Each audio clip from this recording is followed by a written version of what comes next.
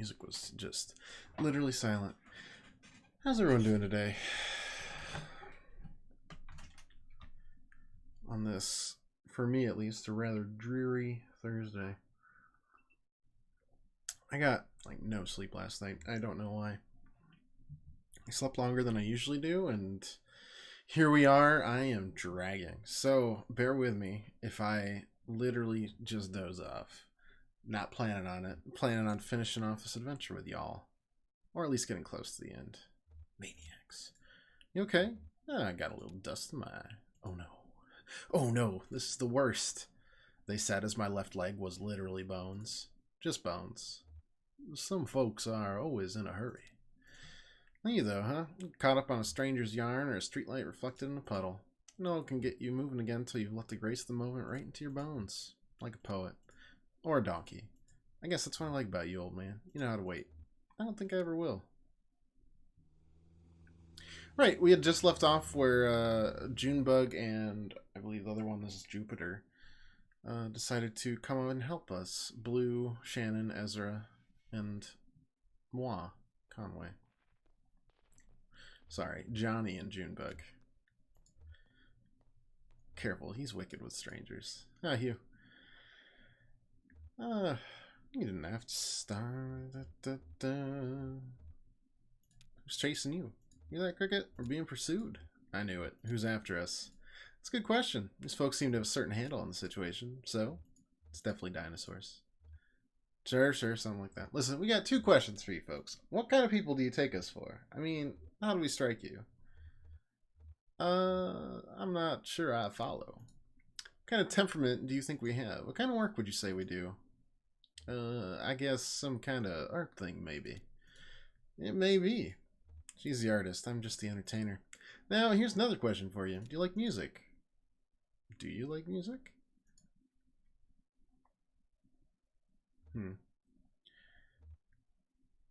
That's definitely dialed between stations. Wouldn't that just be static?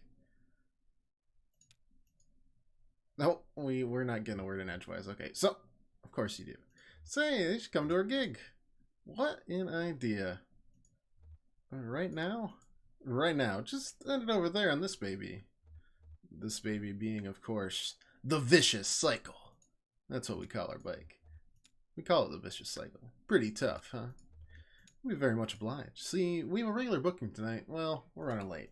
Very late. That's what I told him. Now, the old man who runs this venue, Harry Esperanza, who we saw in the play in the interlude between Act 2 and 3, is a notorious withholder, and if we don't get a few bodies in the crowd, well, he'll go all penny pinching on us. Just a short set. We only have one song prepared. Of course we will. Of course they will. Can you believe it? We almost didn't stop. Hungry old lady? I think we got a crust in the sidecar here. But Johnny here's saying folks are in trouble. Well, it's all said and done. We stopped. That's all that matters. Our gig's at an old tavern called the Lower Depths. It's over there by old Charlie Moore and Highway, just east off 65. We usually take a right off the interstate around the petting zoo. Johnny likes petting zoo. I do like the petting zoo, yeah. Now, let's see about the Charliers. I feel certain we can get it running. Yeah, welcome back to Kentucky Route Zero, everybody. We are in the midst of Act number 3. It's east off of 65, right? We're trying to deliver an antique. Only way to get there is through a weird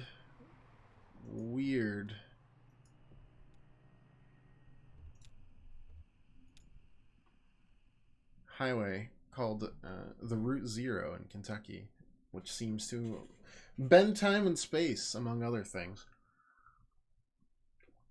We've also collected a girl whose dead cousin has been talking to us. We've collected a kid who was abandoned by his parents and has a giant eagle for a brother. Pretty badass.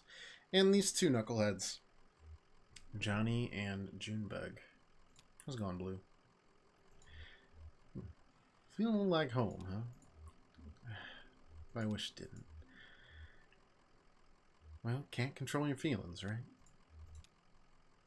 Blue is, of course, our best partner we've got. Kind of late. Are you sure they're open? Yeah, sure they're open. This is one of those places. Well, let's head on in then.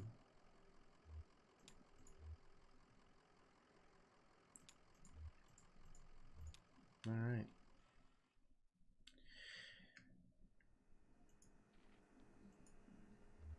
Junebug. Man, I hate to say it, but the cupboard is bare. Have some vision, Cricket. We got 1, 2, 4 patrons.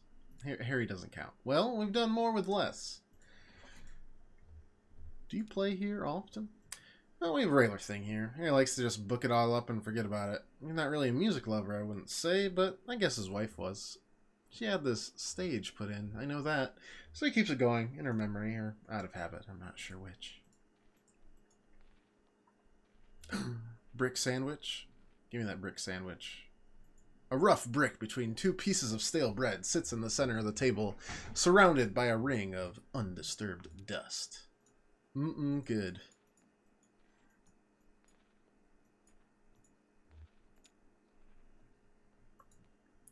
A bulky set of black goggles sit on the edge of the table next to an ashtray, a newspaper, and a few empty glasses. Huh. What is it? I guess, I don't know. Can I tell you a horrible secret? I never wear eye protection in the shop. It's dangerous, I know, but I'm always looking back and forth from my oscilloscope to whatever I'm working on. The scope is this peculiar kind of hard-bordered glow that I never found a pair of goggles or glasses that doesn't quite smear out that glow. At best, the lens softens everything so you can't quite find the edges. How's our little adopted orphan? I don't know how to play this game. That's a jukebox. All I'm pouring tonight is Hard Times whiskey. I'm sure I'll have a whiskey. Coffee, right, old man? I'll have Coke. No Coke, no coffee. Hard Times whiskey. Forget it.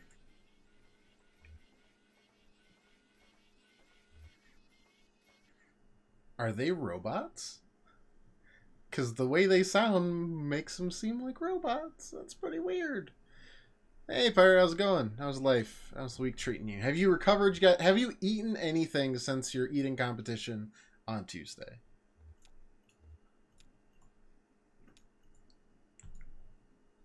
Listen, I can't keep this place open in the small hours of the night just waiting for musicians. Where is everyone? Everyone had to, clear out. Right, because he sold the debts to a whiskey company. Because I assume the play that we saw was real life. I'm eager to listen to it. I can't pay for it. I brought some people, Harry. A crowd is forming. Yeah, but also Don't you trust me, Harry? Well, sure I trust you, Junebug. But I got drawn into Try Pillars of Eternity. Every time I try, I just can't. I was going to say, I was like, my apologies. I mean, it's just, I can't do it. The combat is so bad that anything remotely interesting about it, it kills me. I get like 3 hours in and I'm just like, I think I can do this. And then I'll just hit some weird wall. I'm just like, nope, not again. How y'all feeling tonight? Can we get a bit more reverb in the monitors, Harry? How's that? Test, 1, 2, 350. 350? Oh my goodness. How's everyone doing? Anyone had a real bad night? How about you, old man? Yeah, real bad. I'm trying to make it too much worse. Like drive around, old man? Well, that's my job. Of course you do. So we're out riding around, we passed this gaudy old tavern. It was a real dive. Busted up facade, weeds in the parking lot, taps all dry, bats in the bar room. And run by this creaky bag of bones. Looked like the only thing keeping him awake was a fear of death. So glad to be back here at the lower depths. Hey now. So we stopped for an early drink, and there's a lady singing right here on stage. The song she sang, well, stuck with us. Now it's a regular part of our repertoire. Never got that lady's name, but she seemed like a sweet gal. She had a voice like Scotch whiskey, and I hope we do her song justice. These are definitely 2 robots, but whatever. You know, the second one's turn-based combat is a lot better. Oh my god, if they actually could give me turn-based combat, I might actually play it. I also heard the second one is pirate-based, so, you know.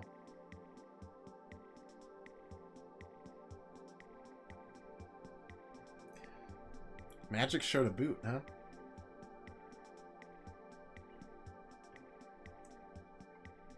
You only eaten sweet things since? No meat? Yeah, that's more than understandable, I think.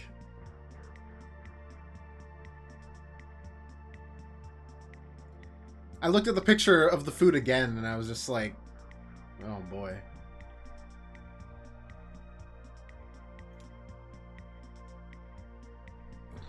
Second one got updated so you can do turn-based only if you want. That would be my method of choice.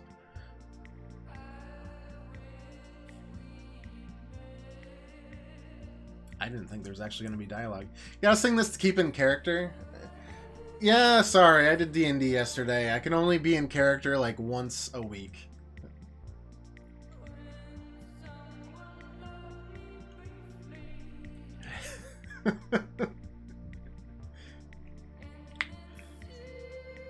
And when I have these giant headphones on, I'm like half deaf, so I wouldn't even be able to hear myself sing.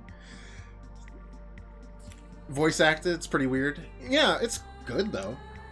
It makes it stand out that much more. This whole game's weird, to be fair. It's very weird all the time. I only have bones in my left leg right now, and it's just normal. Atmosphere is great. It is. It's very odd. It's not creepy. It's just weird. Oh, I have to sing. Sorry. It's off. It is for sure. I mean, these singers move like robots, and they sound like robots.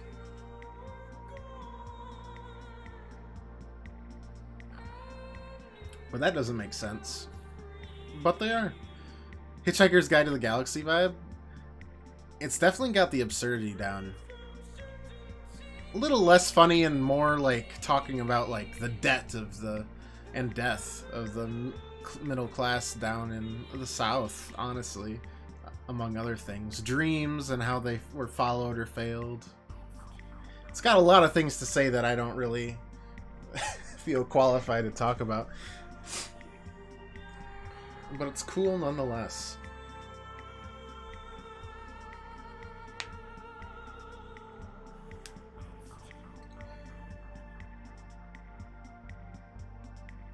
Oh yeah, the slavery with the mine, the coal mine, or whatever kind of mine it was. If it's Kentucky, it's like 95% coal though.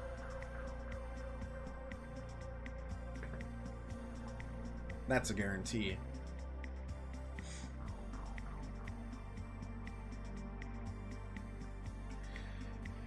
Yep. And the ghosts and the weird bluegrass band that seems to follow us around, and the giant eagle. Lots of hidden stuff, yeah. And a lot of trying to find my way along a highway that doesn't make a lick of sense.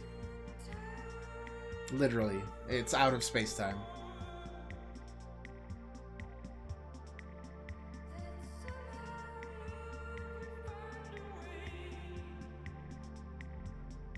Neat. It's a nice little game to kind of break up our usual stuff. I try to find stuff like that for everyone. And myself.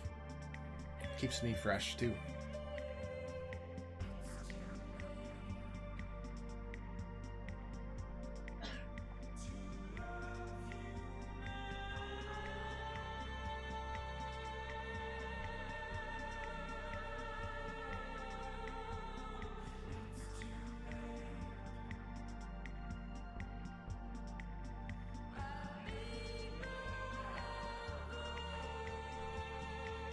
And even with like the interludes between acts where it'll show you something that you won't understand until you're in the act, and then you're like, oh, okay.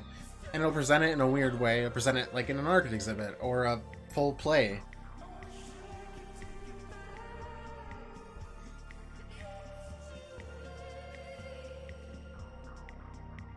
Or they'll present dialogue as security guards like commenting on your actions, watching you from a camera, you know?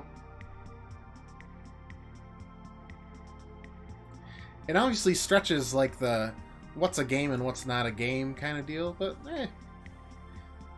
honestly, if we're just watching like 6 or 8 hours of just art, there are worse ways to spend an afternoon or an evening. Prepares you for what you've done before you've even done it. Yeah, it's in that way, at least, it's very similar to Twin Peaks, where dreams that characters will have, usually the main character, but not always, will foreshadow exactly what's going to happen, but it's so obtuse that you don't understand it, and then it hits you in the face. And you're like, oh yeah. Never even heard of Twin Peaks? It's a very, very odd 90s, early 90s detective show. Yeah, I mentioned it last night. Yeah, it was on like ABC or something for 2 seasons. David Lynch is the director. He also directed stuff like Eraserhead. He's a very obscure guy. He doesn't do much. But what he does weird stuff. And it's real weird. And then they came back for a 3rd season 25 years later in 2017. We're like halfway through it right now. It's pretty good. You can tell that Alan Wake was very inspired by it. And that's one of my favorite games, so I'm vibing with it pretty well. Well, here, I think that went pretty well. I'd say the crowd was into it. Reverential, even. Rapt!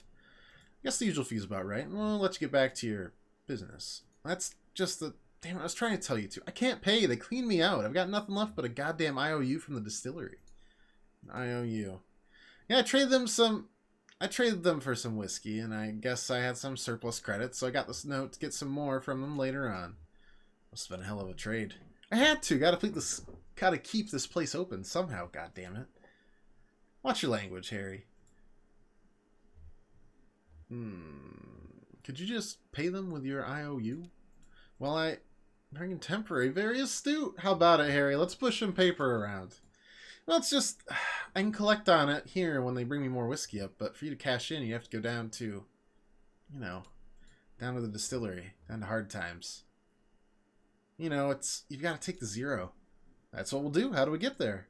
You folks sure you want to head down there? I've never been there myself, but I hear people hear things. Rumors. That's where we've got to go. Well, I'll tell you then. But this is it, right? We're square? Harry, you're alright. If only. Got a radio in your car? Yep. Here's what you gotta do. Take a left out of the parking lot, and then just fiddle around on your dial until you hear something familiar. But, I mean, familiar but strange. You know the feeling? Like, I used to go hunting with my uncle out in the mountains, and now I watch these nature programs. They're filming the mountains, and there's the deer, and I know all the plants and every kind of tree, but something just doesn't look right. And it's even stranger for being so close to familiar. Something like that. You know when you hear it. Fix that strange but familiar station on your dial, drive for a bit, and then turn around when the station cuts out. I mean, right then. Hope you folks find what you're looking for. Eventually. Always a pleasure, Harry. Is it?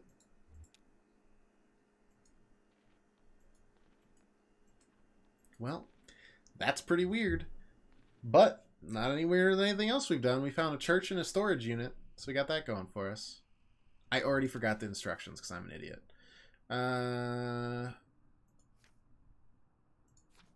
Return to the 0. Tune the station. Tune the radio looking for a station that's familiar but strange. Boop.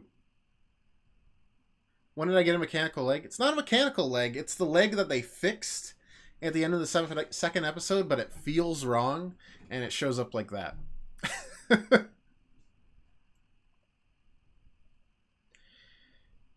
I'm gonna buy Pillars 2 because it gets turn-based and it's on a massive sale.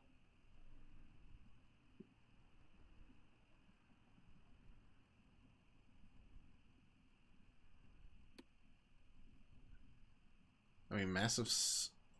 Oh, I'm dumb.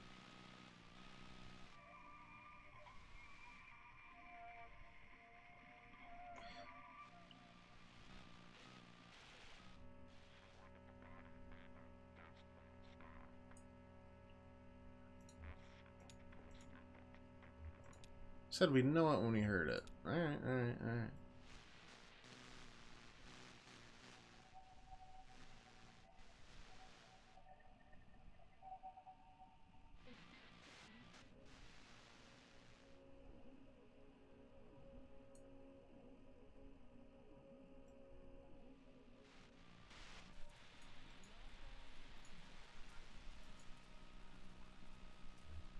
What's the station? I've never heard this before. Sounds like horses running a race. Charlie and I used to go to the races sometimes. Charlie was your boss's kid, right? The one who, yeah, must be some memories there. Well, that fits the familiar but strange for me. Harry just said we drive until it cuts out. Alright, driving it is. Recent Council, so they're putting it all on sale. Seems like a decent enough. Oh.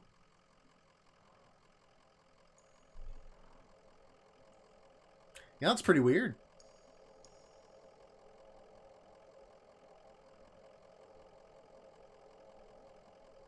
It also, like, mirrors the first building we went to, which was, what, Equus Motors?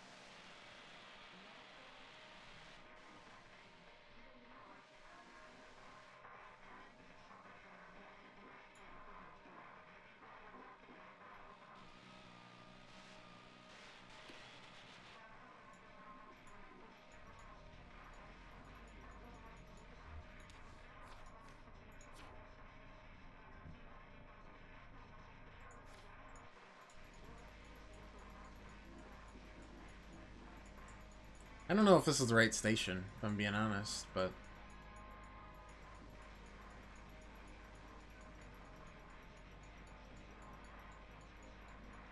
guess we'll keep driving, see if it cuts out.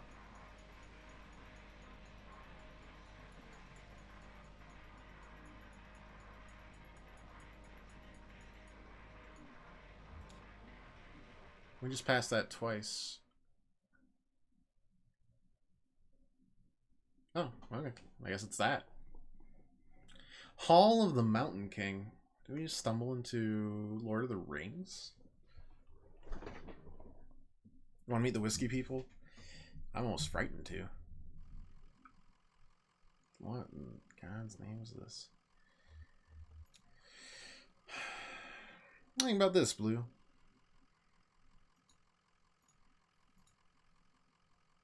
They don't keep the roads up too well, do they? Never have. May as well walk, I suppose.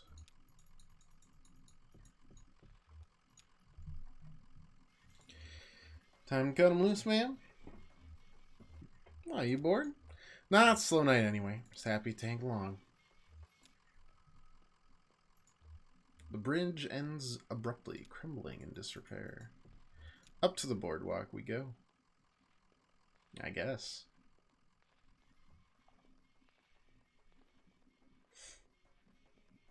So Junebug followed, Johnny stays there.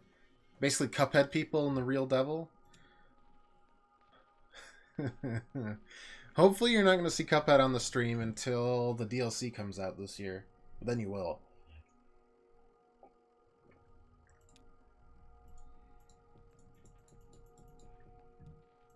Because then you definitely will.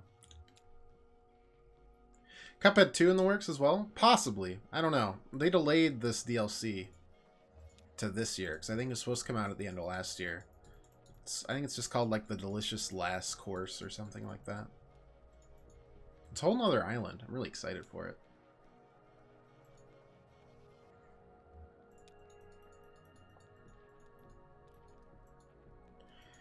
This is the whiskey place? Excited to Suffer? Oh, I love that game. The suffering is entertaining. And entertainment means people enjoy watching. And that means I'm enjoying streaming. Nothing there. Love the art style. Oh, it's... I can't really say it's iconic. They had one game. But it's very good.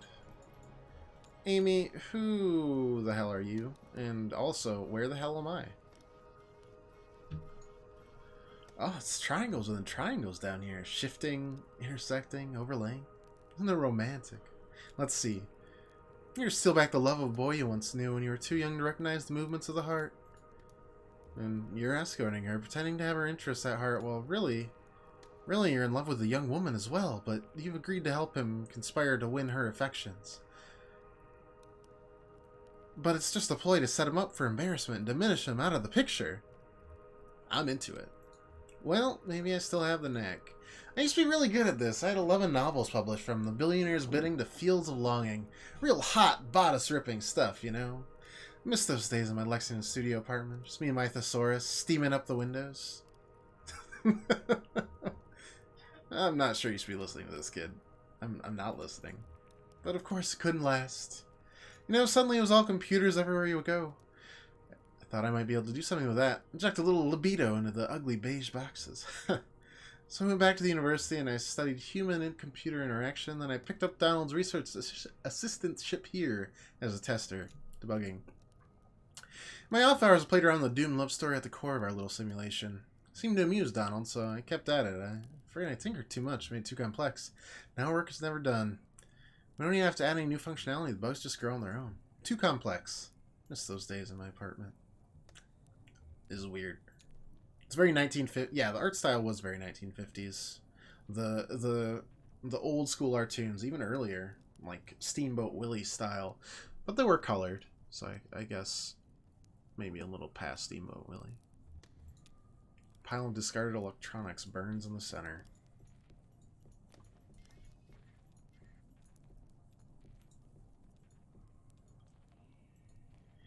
I legitimately don't know where I'm heading. I'm just kind of clicking on things and hoping I find where we're supposed to go.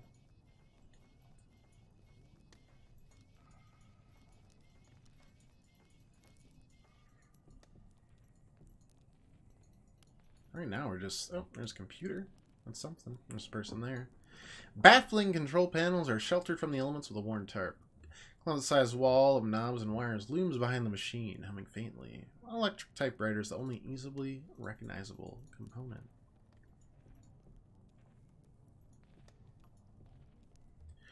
Roberta!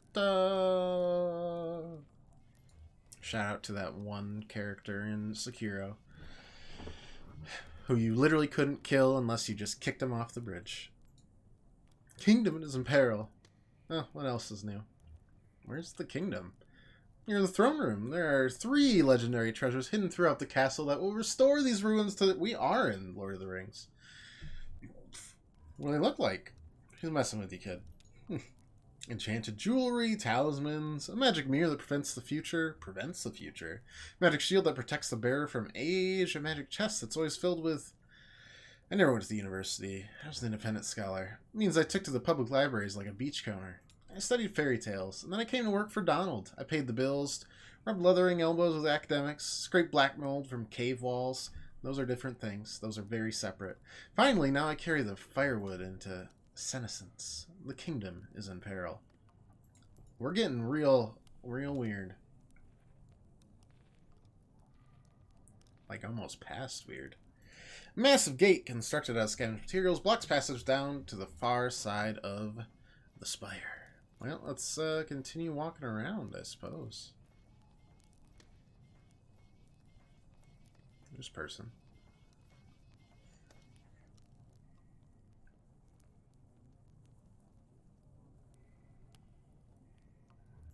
Andrew.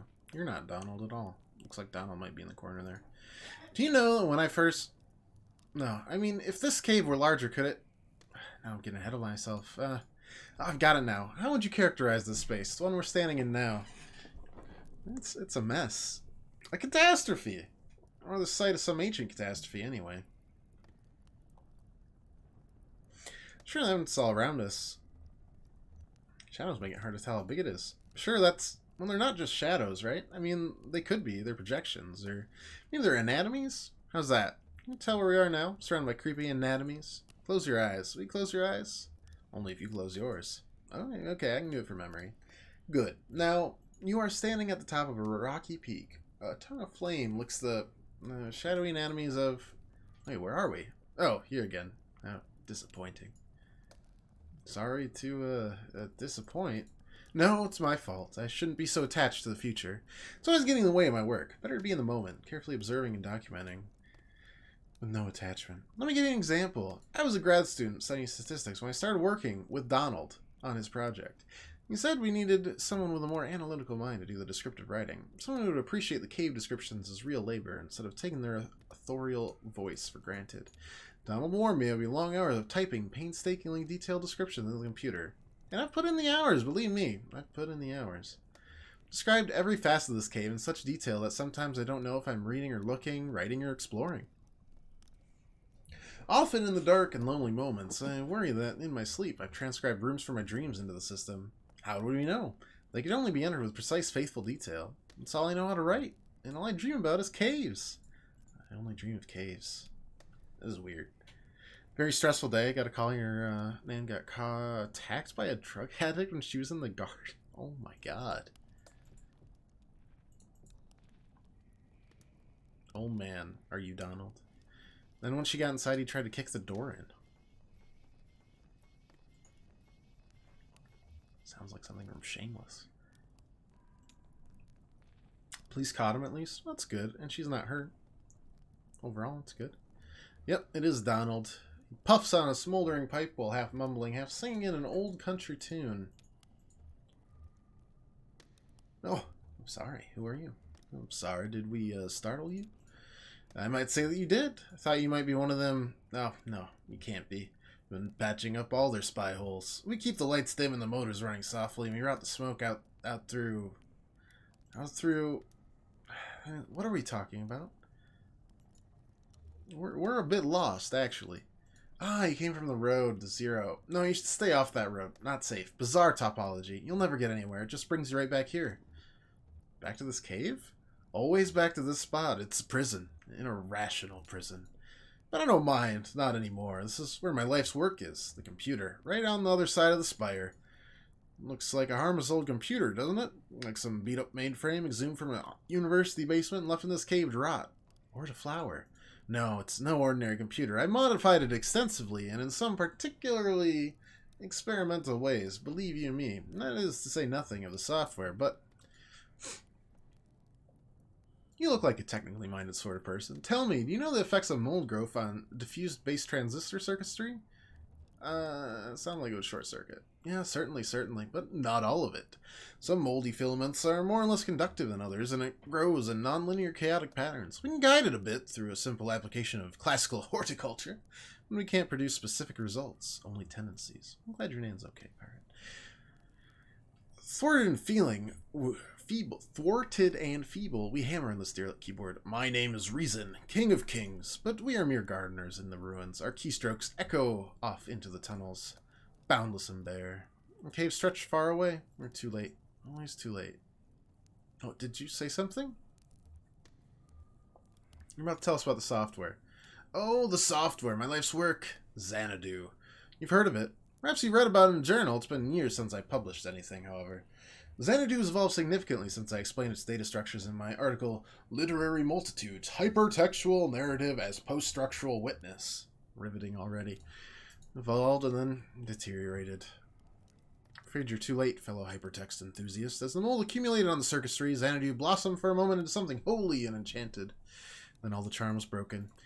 Do you have any idea what it's like to spend your life building something and sit powerlessly as your work declines into ruins? Literally all of us. Except for Junebug, who's a robot, probably. I fix TVs. I'm about to lose lease on my workshop. Oh, they are not long, the days of electron guns and cathode rays. Out of a glowing dream, a ghostly light emerges for a while and fades. Well, I have my own ghosts, and I keep them in there, in Xanadu. It's running on that glorious dusty machine. Take a look if you'd like. If you'd like to do anything but smoke and reminisce. Anyway, Far too late to do anything.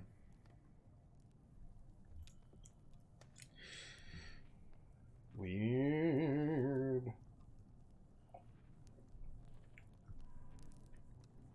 So right now we're just stuck. Like, have these people just been... How long have they been stuck here for? Or is Donald insane? Or is it both? Is that why people have joined him? Or have the people joined him because they had no choice and they got stuck here in the zero? Maybe a little both. Never know. Never truly know.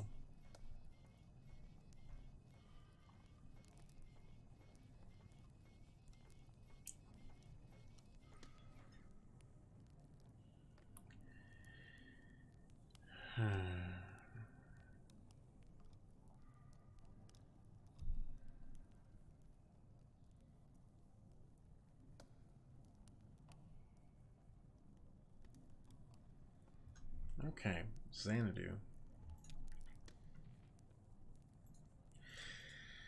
Anything we get started? This whole thing. Maybe there's a handcrake around. Oh, it has a run key.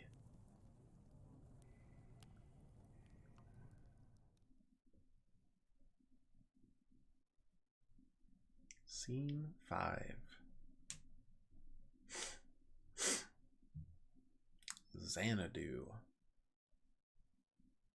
How has this gotten us to the whiskey place? Where are we? I guess we're lost, and that's that we got stuck. Which I suppose makes sense.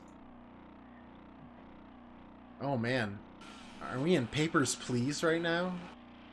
All glory to our Statska. Start stamping passports.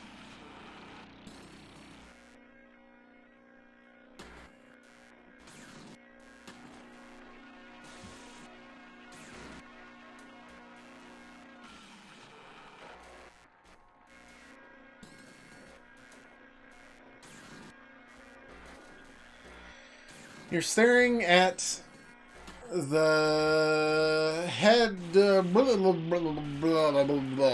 Around you is a something. This thing is in rough shape. Try blowing on it. Conway blows some dust off the keyboard. Press the return key. You are standing at the end of road. Small. League around you. Blah. Oh, okay, that's worse. And looks like a house. Type house. House. Hats. Yeah.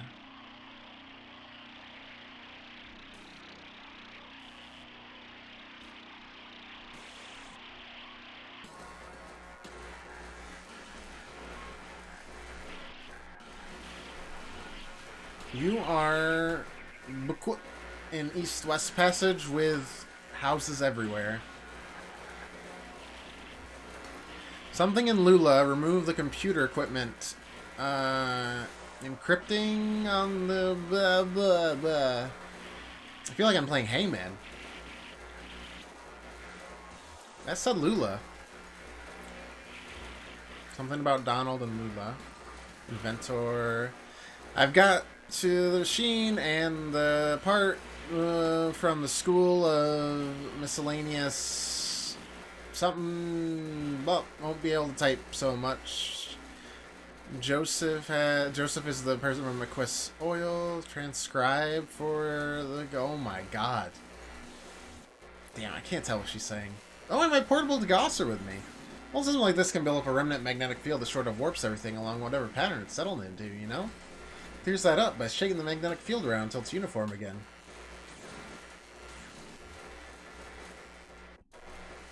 Nah. Degoused.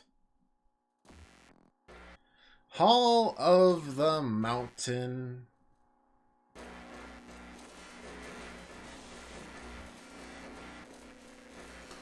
After a bay of years, you stumble upon a tunnel. Are we playing like an old computer game? Stalactites adorn the ceiling. Like, something rock spire where you set up your equipment. Premature end of file. Press any key to quit. What a lost cause. What a piece of junk. My poor ears. Everyone's poor ears. God, that was horrible. Well, scene 6. What's it called? We're back to Hall of the Mountain King. Okay, that was super not helpful. Bizarre. What was that about Lula? Well, Donald knows how to clear it up a bit. Alright, well, let's go to Donald now. Has ties to Lula, who we have met before.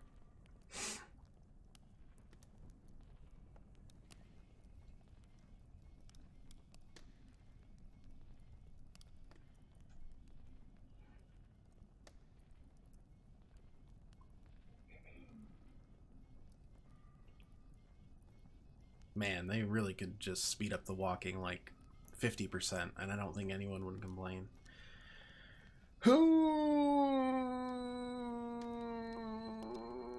Dying. Have mercy on me, Donald. Like, we're already there. You can see my character there, but I cannot talk to... Oh, my God.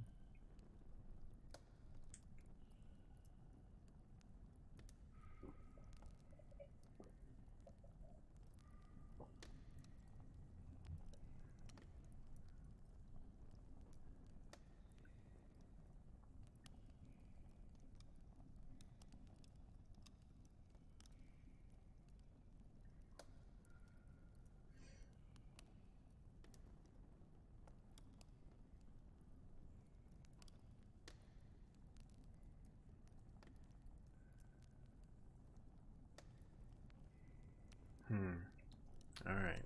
Donald, you got some splaining to do.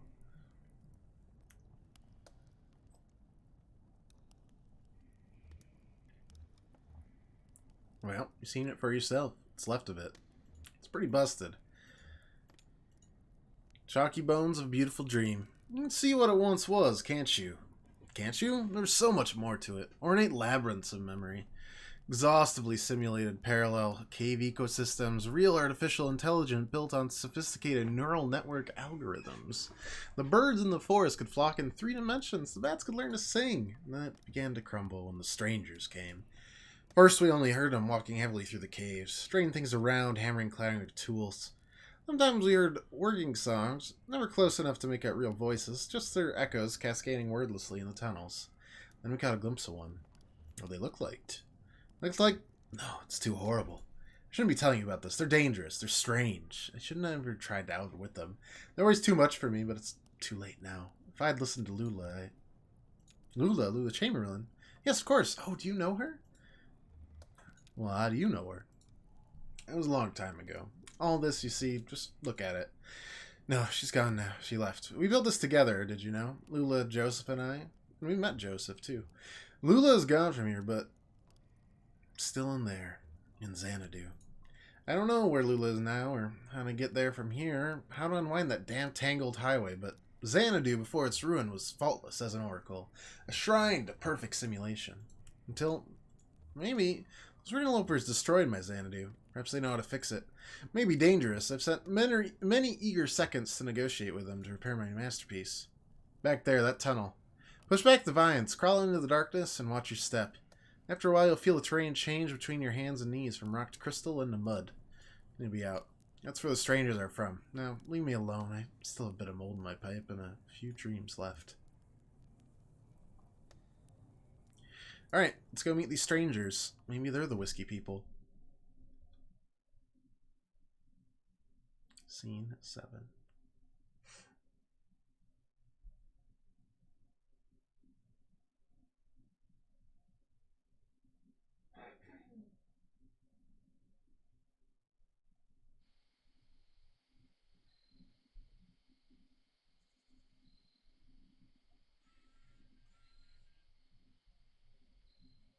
Mausoleum? Are we about to crawl out of a mausoleum? Because that's dark.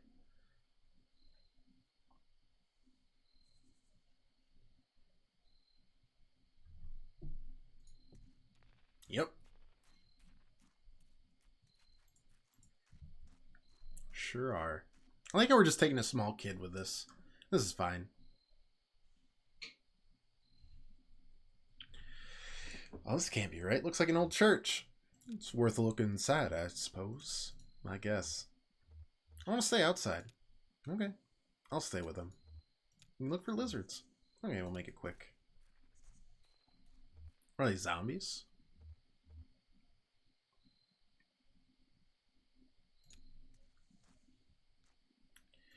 Find any lizards? I wasn't really looking. Nice cover story, kid. Is that guy your boyfriend? Nah.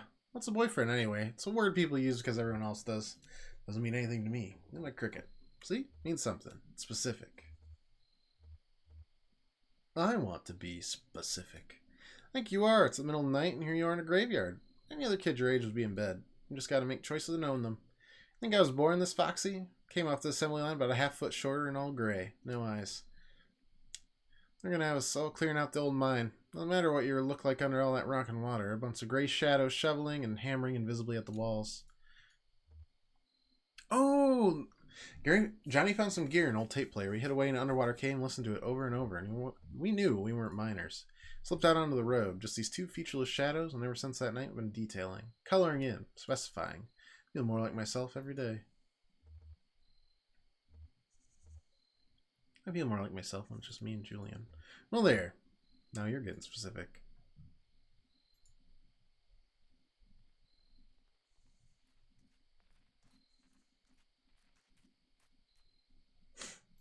There you are. What'd you find in there?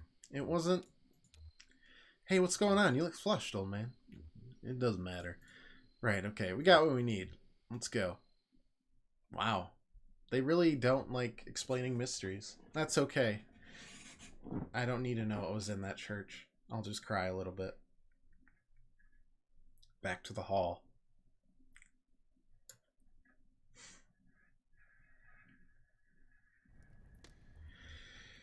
No, what we got?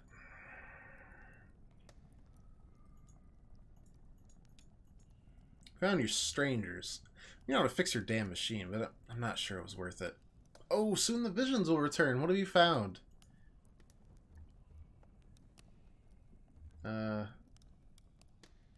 They say you need to unplug it for a while. Unplug it, of course! Restore the software to its initial state. Course again through the moldy circuits, fresh and rejuvenated, ready to thrive. I figured that would be the most likely scenario. IT, after all. Alright, well, I got time to get a drink, because this walking will take a while.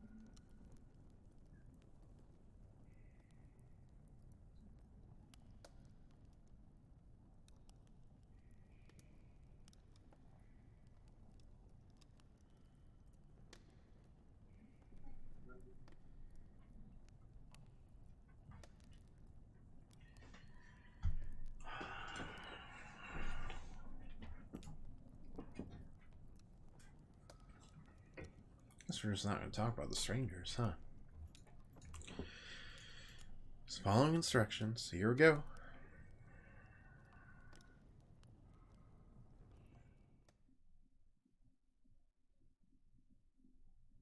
That was not a scene, guys. I just talked and then walked.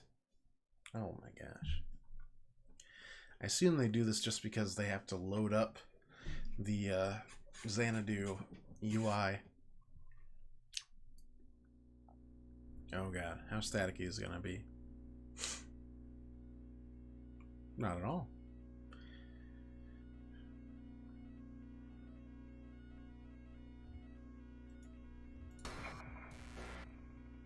Xanadu.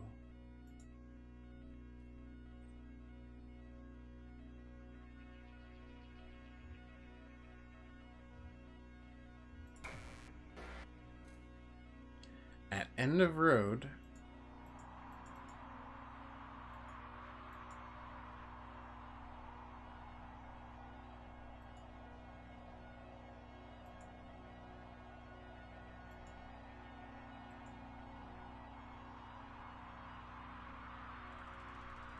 You're standing at the end of the road before a small brick building. Around you is a forest. Let's check out the building. Enter building. We're just playing it. We're just playing an old, like, text-based RPG. Inside building.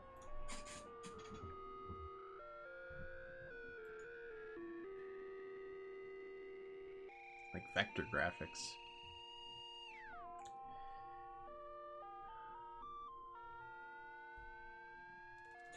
You are standing inside of a building, a storage shed for the National Park Service. There is a sensible, modern electric lantern nearby. Just take it. Just type a direction. North. North we go. In forest.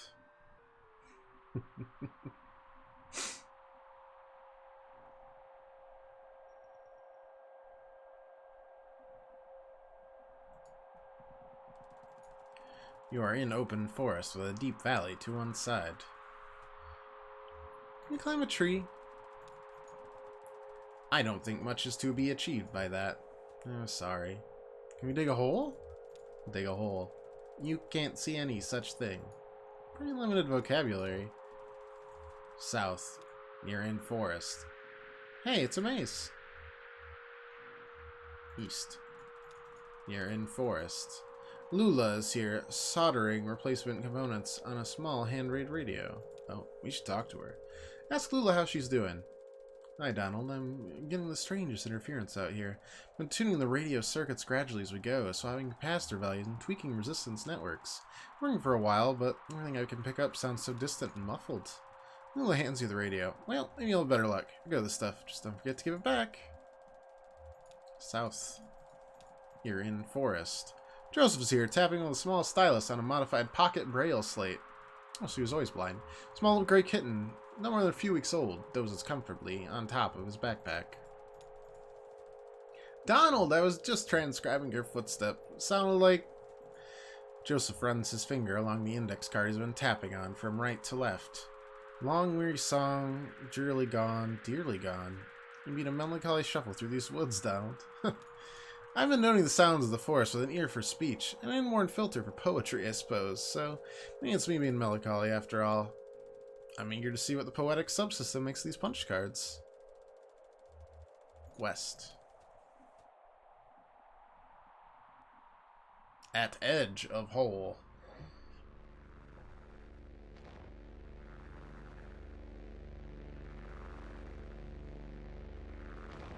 That's a hole?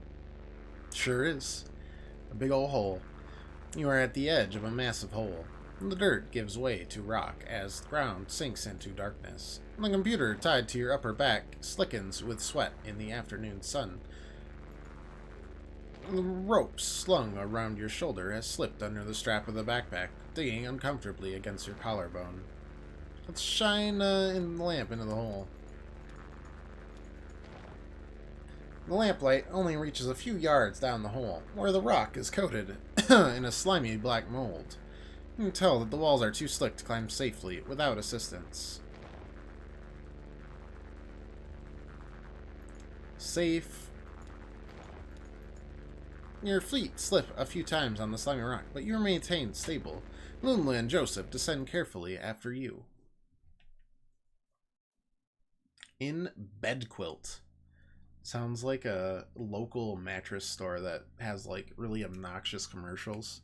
Where they talk like this and they can't stop yelling about how their sales are incredible. Maybe that's just me. Long east-west passage with holes everywhere.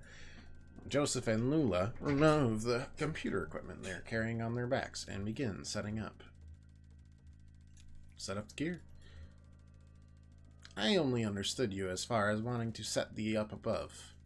Set the up above? Lula looks pensive. Well, let's ask her about the cave.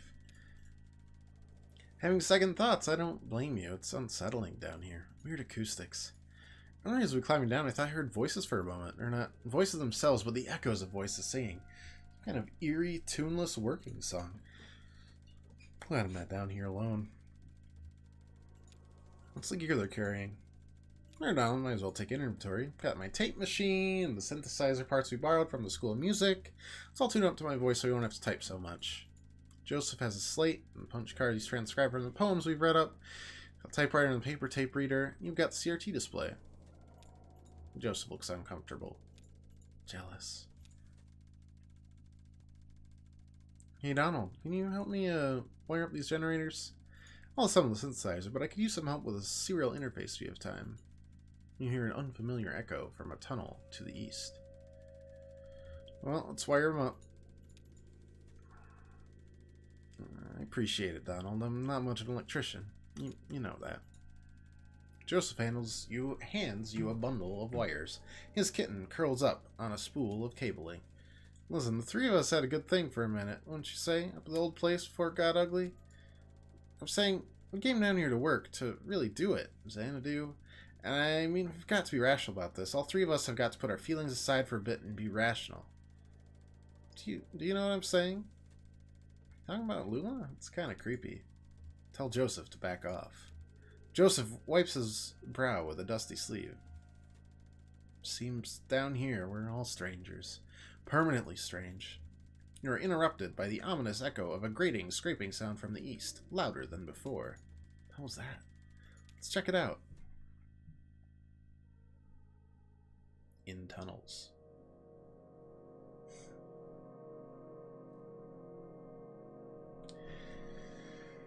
Oh, man. I feel like I'm getting put to sleep. Hypnotized.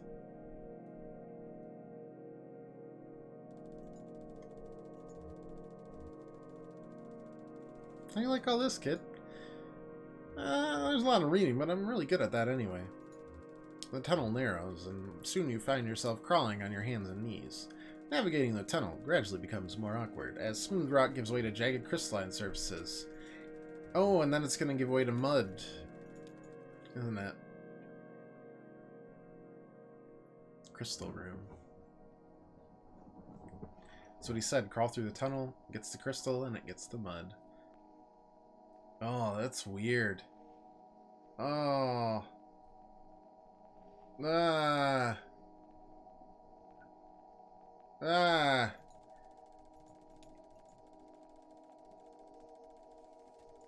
You are in a large, irregular chamber. The walls, floor, and ceiling are covered with crystalline projections.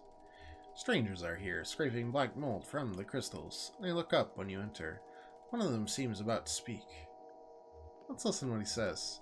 The stranger reaches for a box he's carrying and presses a plastic button.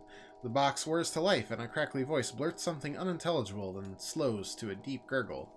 He looks at his companions momentarily in confused disappointment. Then he returns his awful gaze to you. Joseph flees through a tunnel to the north. Lula flees through a tunnel to the northeast. So are they just like skeletons? From northeast. What happened to Lula? Lula, are you back there? Let's stay and look for her. You can't see any such thing. Donald, you have to find her. Make sure you find her. Joseph climbs through the cave into the darkness. The strangers return to their work, scraping the crystals. There's no sign of Lula now. You should leave. Well, R.I.P. Lula. But not really. You are in bed, Quilt, a long east-west passage with holes everywhere. Joseph is here, panting for breath. Search for her.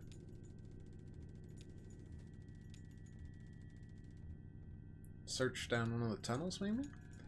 You select the tunnel at random. Your lantern illuminates several set of footprints on the moldy cave floor, but they are impossible to identify.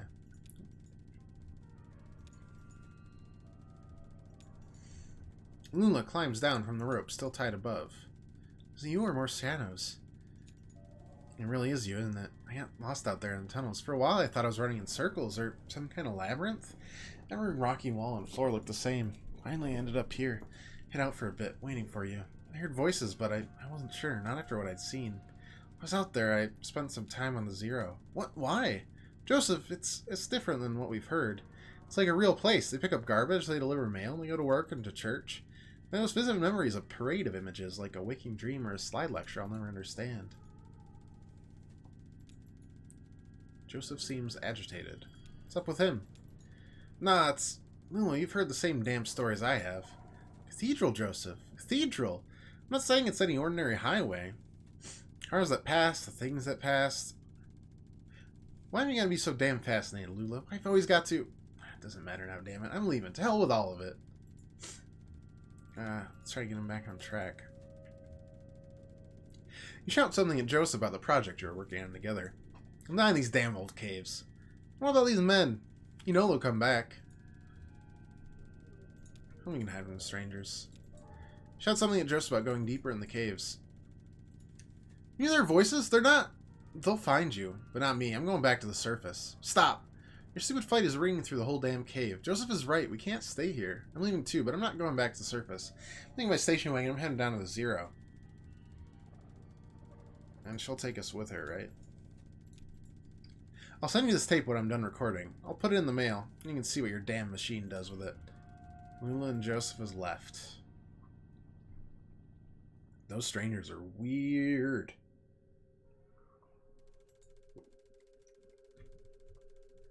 Abandoned by your collaborators, your confidants, your companions, the only two among your colleagues with whom you've ever trusted the gift of your friendship. Pretty thick. Unlike Beardo over there, had his heart broken. You wander the tunnels alone, dragging along the components for your unrealized masterpiece, combing the underground passages for a new site in which to realize your vision. Vain. Vanity. Ain't it the truth? My Aunt Remedios, before she got into the old ethnomusicography thing. She was a painter, mostly nudes and oil. She had this model, I'll never forget him. Big, classically physical guy.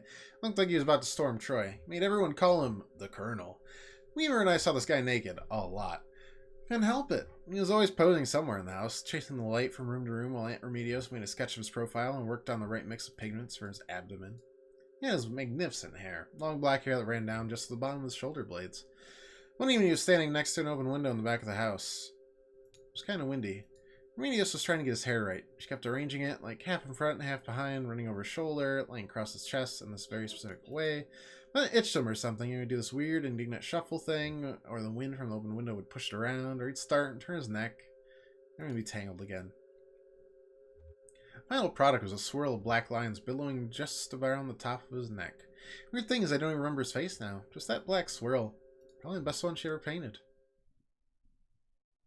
Just gets odder and odder, of course.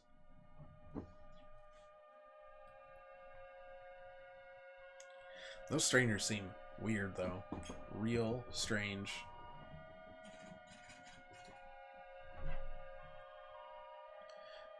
Like they were in a church. Were they skeletons?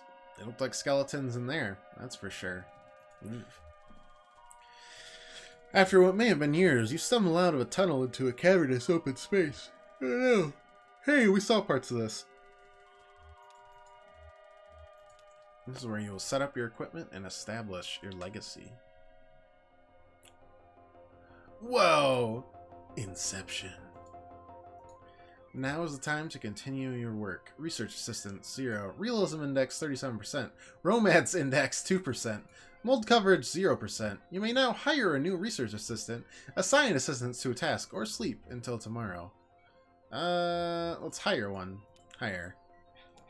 Uploading job advertisements, university message boards. You have hired Marianne, who studies fine art. Hire. No new applicants. Alright, well, let's assign assistants. Marianne was, debugging, right?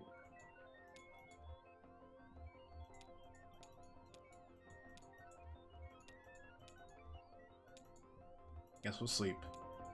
Time passes. Mary fixes some weird math with some weirder math.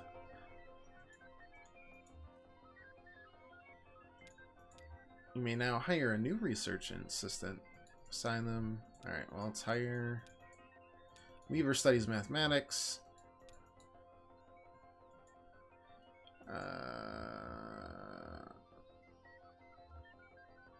Transcription. Sign. How many transcription? 2. And sleep. Here types up some lurid imagery from a gene journal. Marianne summarizes the migratory patterns of bats through the tunnels. Greasy black mold is collecting on the computer equipment. Romance Index 12. What does that mean? What does any of it mean? Hire another one. Greg studies architecture. Alright. Well, debugging for 1. Speculation for 2. And sleep. Greg winds tunnels slightly to reduce the need for extra crouch commands. Weaver discards centuries of exhaustive data on the uniformity of cause and effect. Marianne makes a convincing argument for the edibility of stone. Intruders. The strangers are doing something to the equipment, but you can't make out what. You hide behind a rock until they leave. With trepidation, you emerge from your hiding place hours later. I'm not convinced this is getting us closer to 0. I don't care. Oh, they scraped the mold off. That was nice of them. You have any more? You hired Rick, who studies library sciences. Alright, well, let's do 1 for debugging,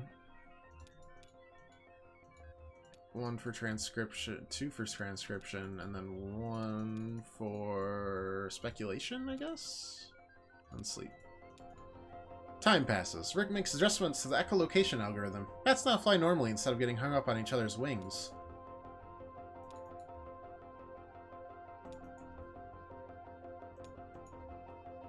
Weaver follows strangers into the tunnels. Doesn't return, but neither do they. Ooh. Creepy.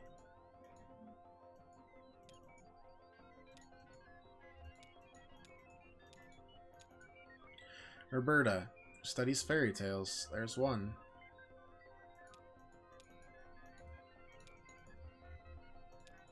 Two on debugging. 1 on transcription.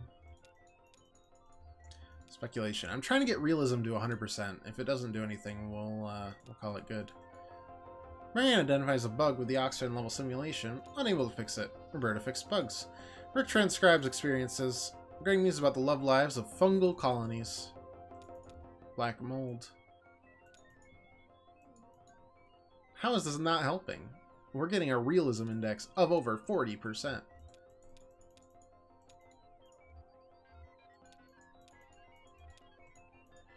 Five. 2 on there. 1 on there. 2 on there. Sleep. Bugs, transcribed. Ideas. Milk carrier on a bicycle brings you a sizable bill from the power company.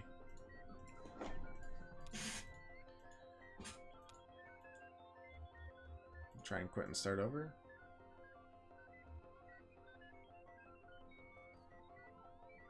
Alright, we can keep playing. Fine.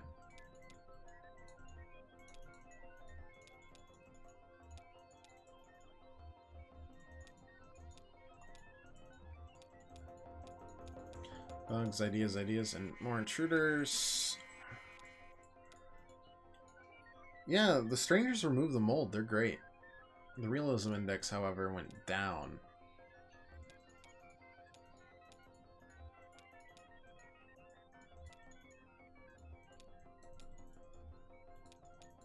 Yeah, I don't know if this is helping us whatsoever, but...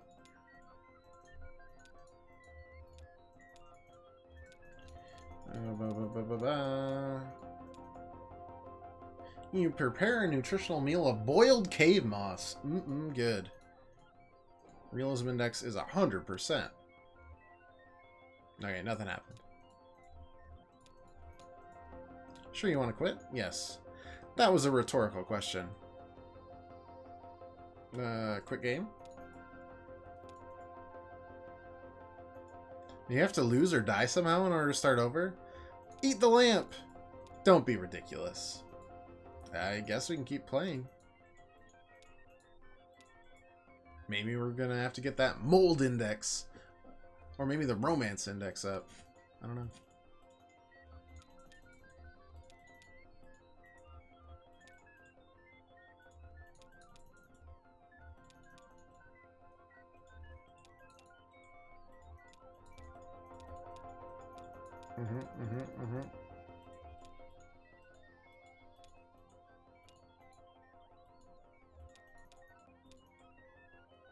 Oh, message boards have been discontinued. Okay.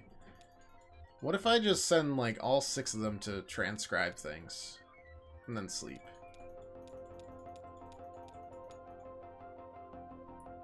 You dream fitfully. You, Lula, and Joseph stand in the hallway. The walls are blank beige. Just stepped to winter quarter just before spring.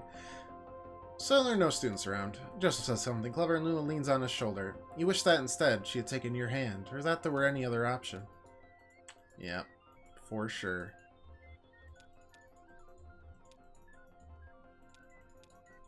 Definitely was a love triangle of sorts here.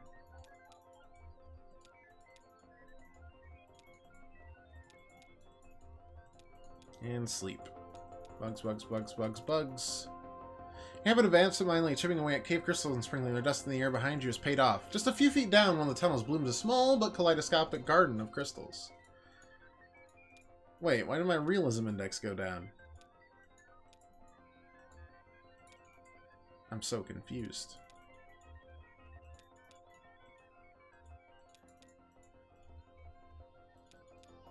Sleep, bugs fixed. Intruders, finally they leave. 100%. Now romance is down to 50. I give up. Maybe we have to wait it out. Time passes. Research assistants come and go. You don't encounter the strangers again, but sometimes you can hear the uncanny echoes of their voices out in the tunnels.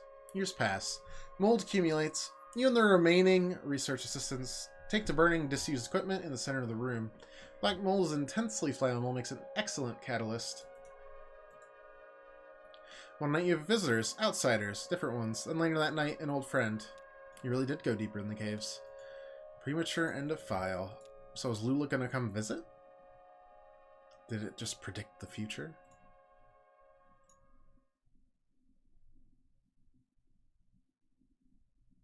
Scene X. I'll never get over the fact that Mortal Kombat 10 called itself Mortal Kombat X because they just thought it sounded more extreme. Because Ed Boon's ridiculous. Yep, Lula's here.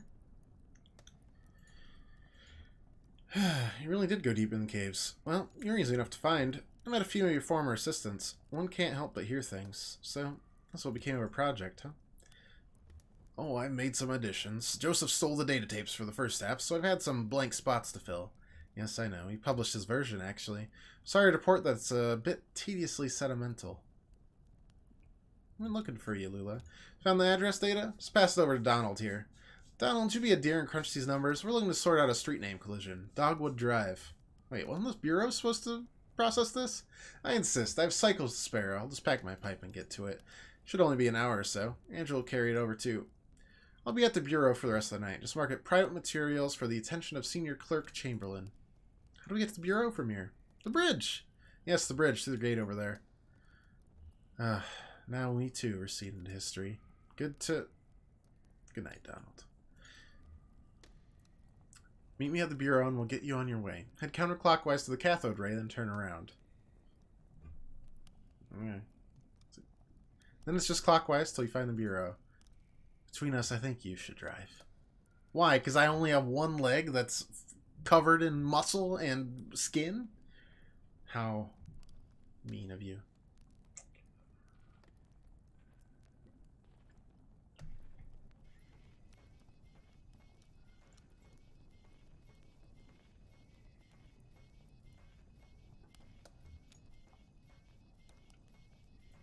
The gate is open. Down we go.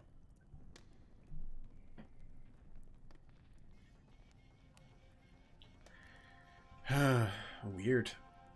Now we run. Are you kidding me? You absolute turd of a game. And there's our eponymous bluegrass band following us around again. The soundtrack of our lives. Or at least of this adventure.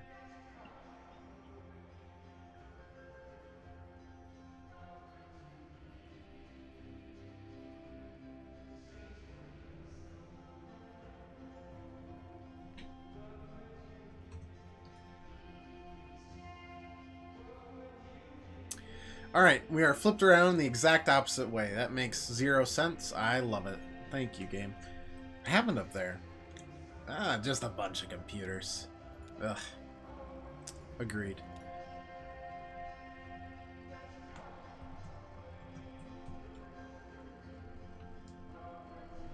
It's time to go.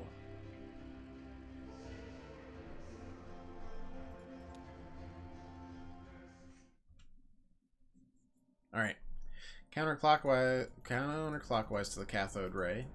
And then, turn around till we get to the bureau. Well, there's cathode ray.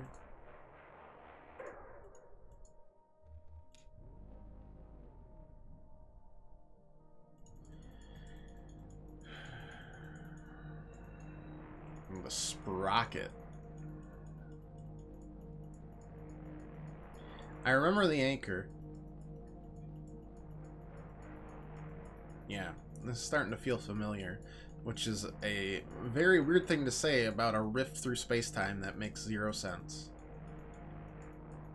But it does start to ring a bell.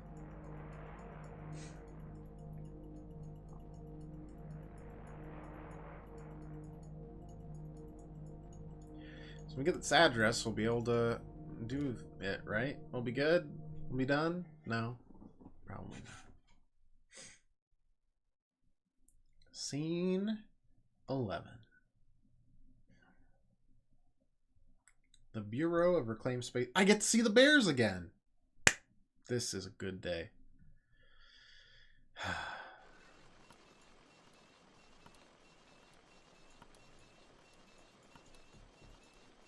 Oh, I'm playing as Shan. Okay.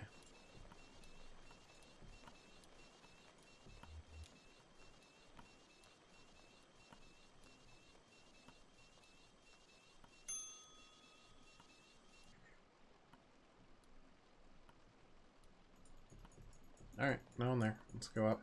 Oh, no, you're there. Hey, Lula. Here you are. Mariana's the rest of the evening off, so I'm minding the desk. You're not too busy for that? If I'm in the middle of something, I just let the phone ring. It's soothing in a way. The results just came in by the courier. Good news! Donald's assistants were able to sort through the noise. I had Rick cross-referencing the results against some of our records. He found a corresponding mail stop on the Echo River route. As it happens, the night ferry is scheduled to make its stop here shortly. The ferryman carries the mail and collects garbage as well. I didn't catch a ride out that way. I'm gonna wait here. I have to get back to packing. Going somewhere?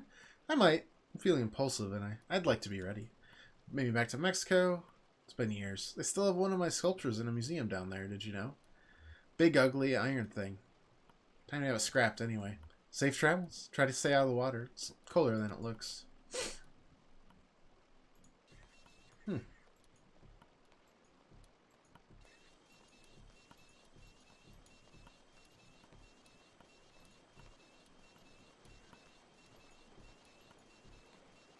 Anything here? Nope, no one wants to talk. Then, oh, Blue wants to talk.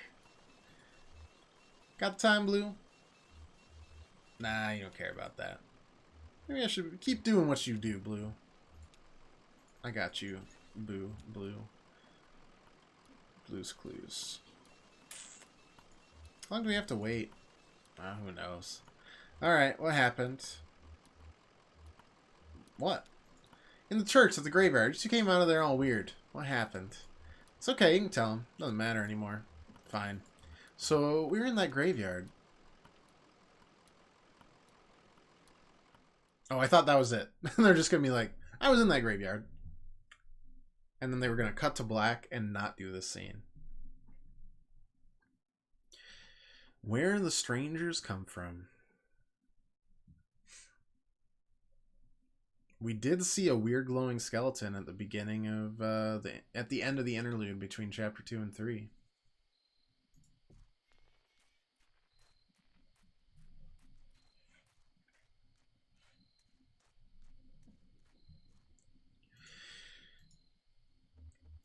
Worth looking inside, I guess. Okay. Alright, so we chose the exact same things that we did last time.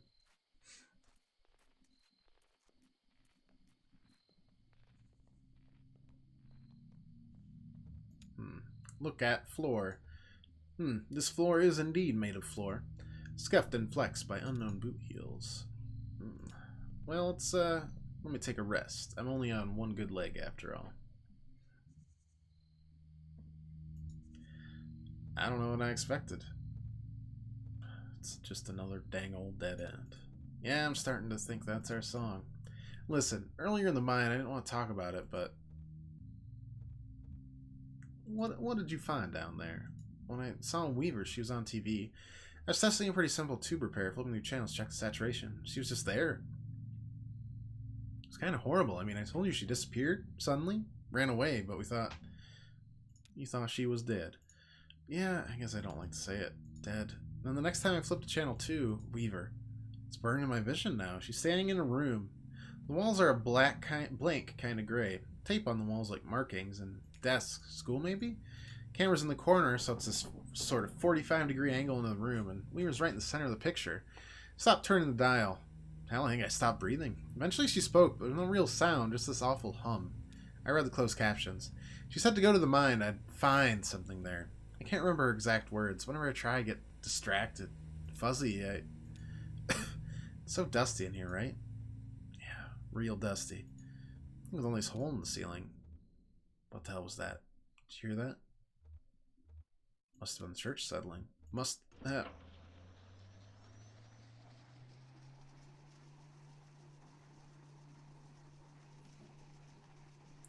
What? What?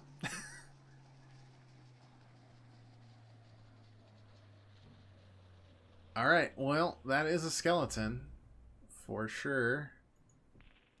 Oh my god, I'm controlling the skeleton? Oh man, this guy is ready to party. Hey, how's it going? I'm a skeleton. The stranger activates the tape player slung on his shoulder. A crackly drawl echoes in the room. It is patient, sounds like it should be smiling. My regrets. I hope I didn't keep you waiting for long. We don't see a lot of foot traffic these days. I guess you hear about the job. I'm afraid we only have one opening at the moment. Horrible business. Do you know how to get to the bureau from here? Certainly, I'll tell you everything you need to know. I've only just met you, but I feel certain there's a place for you here. I'll just take you over to meet the dispatcher, show you the trucks, get you familiarized. We can converse as we go. What is this place? Well, it's not an old church. No, I guess not, but still it has kind of a reverence to it. Does that smell like bread? Baking bread? Please, follow me.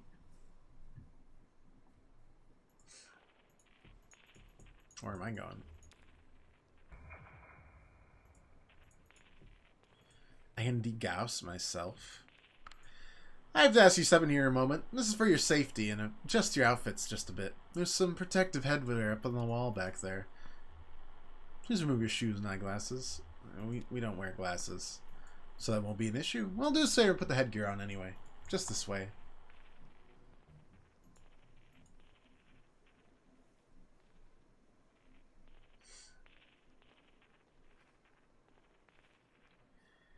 Are we getting conscripted to be in a mine? Because that's what it feels like, and I am not sure I like it.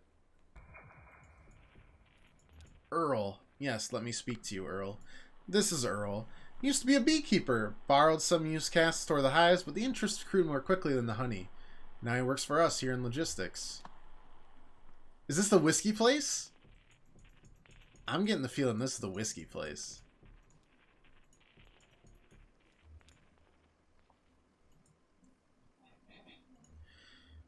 You really like old electronics, don't you? Yeah, I've got it bad. That's why I got in this business. Keep old stuff like this running. Seems like such a shame to let it all fall into ruin, you know? Like that computer back in the cave. Xanadu. Decades of engineering, thousands of years of mathematics, philosophy, all petrified in a living stone. You should let that all fall apart.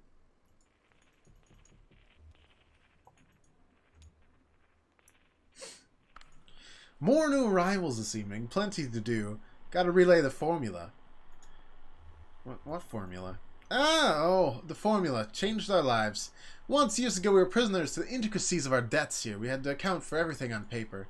Compounding interest by hand, reassessing amortization, leverage asset distributions according to nightly merit decay. Then she stepped out of the dark cave to show us the light of the formula. She had a brilliant grasp of mathematics and a saintly way of speaking right through the numbers. That was Weaver. Weaver left with the strangers. Now we just plug our daily numbers into the and Weaver was the fucking girl. Okay, so Weaver's been around. I for some reason I didn't even catch that Weaver the assistant was that. But that's Samantha's cousin. Or sorry, yeah. Shannon's cousin. S words. Now we just plug our daily numbers into the formula and run it all through the adding machine. We occasionally suffer some surplus drift, but she instructed us all in the necessary adjustments. 'Cause she was a mathematician, right? So that was her. Or tracking her, feels like. It's devastating to see our revered mathematician go, but she's needed elsewhere. Her legacy abides. Which job are they working? I don't know, that's been settled just yet. You see, sometimes we take on newcomers already in debt to the distillery. One of our foremen will find something for them to do, chip away at their sum until it's all settled. That's what I'm doing here, chipping away. That's what we're all doing. You are a skeleton. That's probably not good.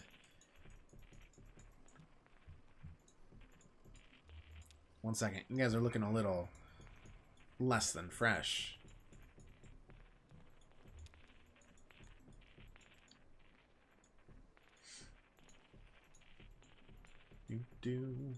I am a skeleton. Here's the fleet. Oh, we just use these to get around internally. How big is this place? Oh, it's grown a great deal over the years. Incredible to think, really. When Mr. Bishop founded this operation, it was only about 1,800 square feet, and half of that in one was occupied with camouflage to keep the law out. Hiding out in the back of an old church, purifying spirits by handmade fire, a kettle, and a dream. The trucks are just east of ways and shipping. You can become acquainted with the dispatcher there. Give me a tap on the shoulder if you see something that catches your eye. Always happy to show off the facilities. Sublime machinery. Alright, let's go. I don't like this. At all. Like, does this mean I'm in debt? Maybe.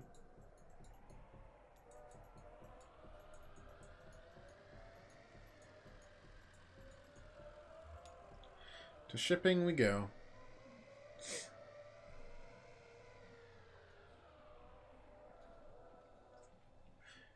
Because part of my leg is like that. Because they did something... Because he did something for me and then he gave the debt away, maybe? They talked about debt. That doesn't make sense. I mean, as much as anything else in this game makes sense. Here it is. Now I have to ask, as a matter of course, what kind of experience do you have driving trucks? Well, I used to drive long hauls.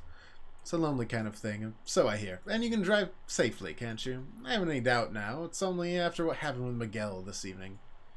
What happened with Miguel this evening? Well, the dust is still clearing, of course. Perhaps he closed his eyes a moment, or simply had a curve too devilish. I do pity ill-fated Miguel. He was good company and slow to anger. But if we're speaking confidentially, well, with all that lost product to be repaid, bourbon and glass dashed, we're all just thankful he had no next of kin. So let's see if we can ring up the dispatcher. Big. Ooh. Is this indentured servitude and death? Because it feels like it.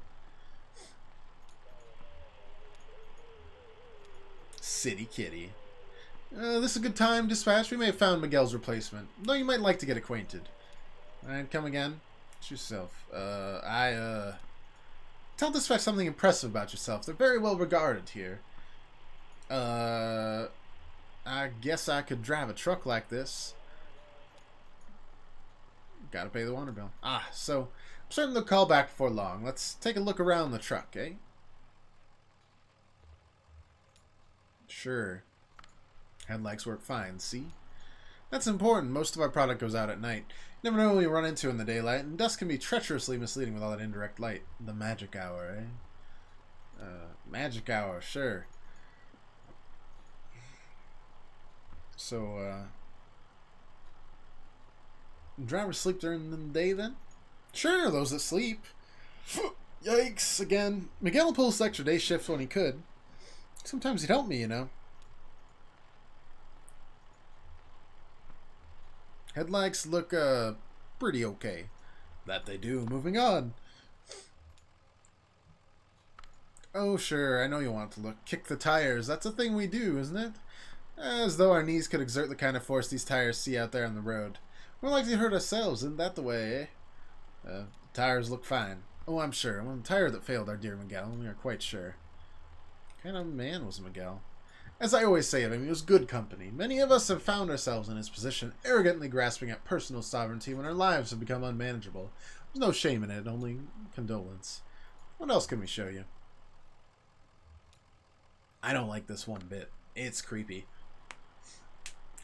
Looks like it's just about ready to go out. We have some good loading strong folks around here. Some good strong folks. There's loading, and I can't read. In shipping here, so you never need to worry about loading if you don't want to. Fit out on the knees and the back at our age, eh? Of course, you'll need to unload at the destination, but that's the job. And some drivers like the extra shift stacking and loading here. I really shouldn't do any be lifting these days. I see. Well, surely we can spare Dolly and carrying strap for your health and safety. Conway woke up on baled hay. Everything was too bright. His head hurt, the usual. Lysette and Ira argued loudly just outside the open barn door. She wanted Ira to take him inside and shower, have some coffee, get to the job. Ira said there wasn't time. Conway was in no condition. It was an important job. They couldn't put it off. Ira said to let the deadbeat sleep it off and send him packing. He said Charlie could do the job. Conway stepped out of the barn, shielding his eyes. Tried to say something reassuring, but he just sort of stumbled around it. I sat looking away. Ira just spat and went inside to wake Charlie. Ira was a stubborn man, so Charlie went along and Conway drifted out again, and he didn't hear about the accident until months later. So it wasn't a roof crash at all. He was drunk, and then Charlie died on the delivery that he did.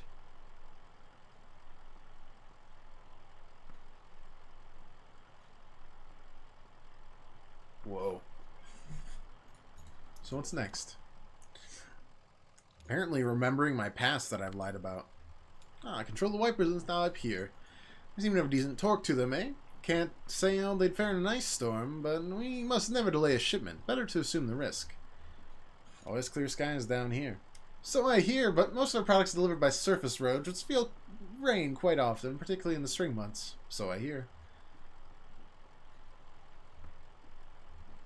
He just clashed for the day to drive in the rain. It's pointless to stay. I'll review. He was a lost cause, and she didn't need it anyway. She was smart, bored. It's time to cut out. Went to see a movie.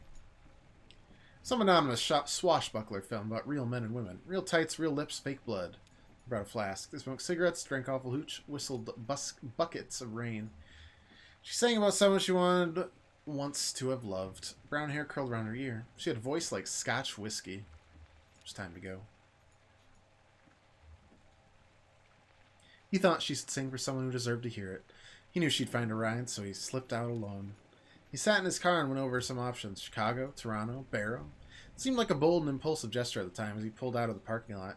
He moved his hands from the steering wheel for a moment, felt the car drift into a decision.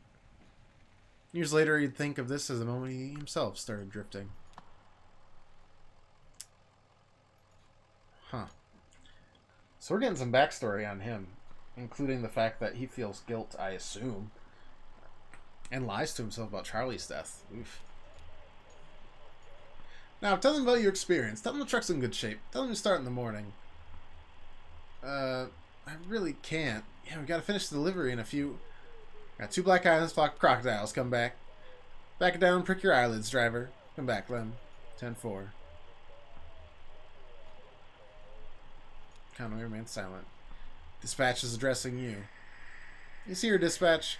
Now, ears on? Good. Listen to this. Silence. So I think that went well. Let's head back to logistics, seal the deal, eh? I've got one more thing to show you.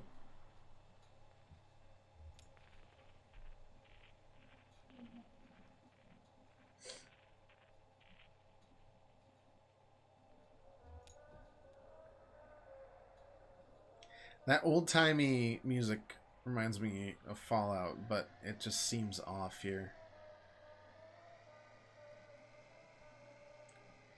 Logistics. Back where we started. 1 second, let me degauss myself. I only came here looking for some answers about the stupid moldy computer. Oh, yes! He's got great bone structure. Oh, yeah, the cheekbones, everything. Very, very impressive. Black mold. It's drawn to whiskey. It feeds on ethanol fumes, you see. As we age the whiskey, some of it inevitably evaporates into the air. The angels share. Goes through the vents here and out into the caves. We can scrape up that mold. We usually apply some pressure and cold to it. Squeeze and condense the angel share back into drinkable whiskey. Every drop counts when we're making a living on this stuff, so we grow and scrape it off as equipment. Just like any other place it grows. Kept sending his people here to drive us away. Paranoid. Truly paranoid. Well, now we have the formula, so we don't need to go collecting mold. One thing I know, that computer's been running for decades. Switch it off for a minute and let it rest. That'll get you going. I'm sure of it. I mean, degauss myself. Much better.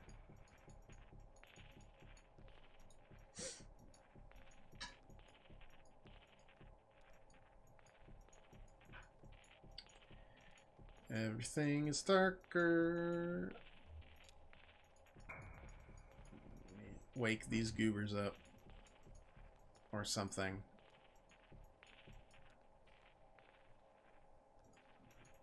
Not here. Gotta go up. Okay.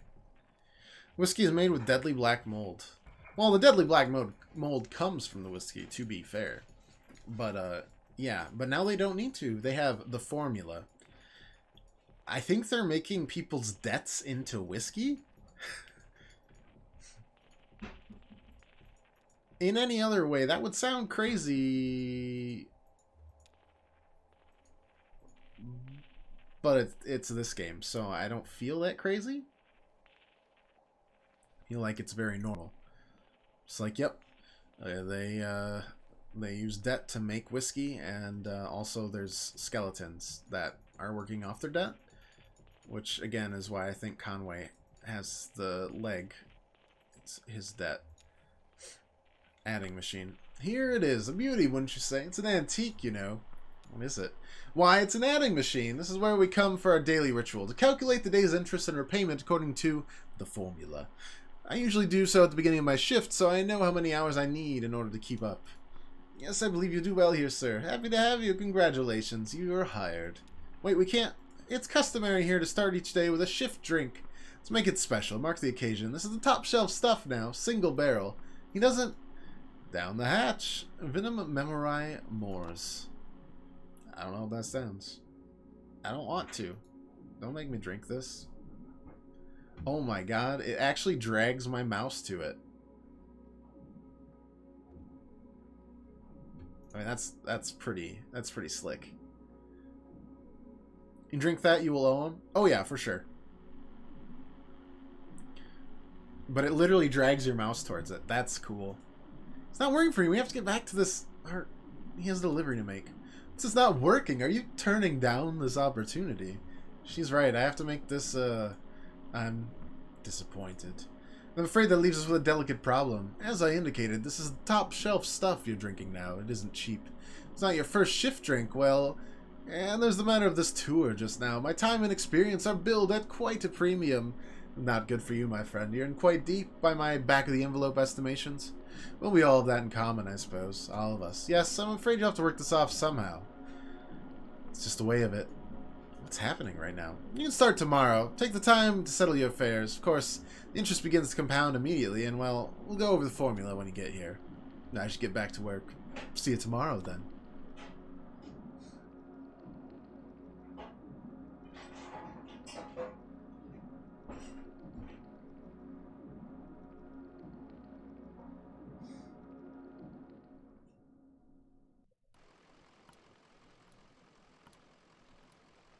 So, I guess I start in the morning. I guess. I'm confused. It's just the way these things go, kid. Huh, well, that still gives a few hours to roam, right? Where's that ferry? Oh, we're just gonna ignore that part. Okay, cool. Yep, that's fine. No big deal.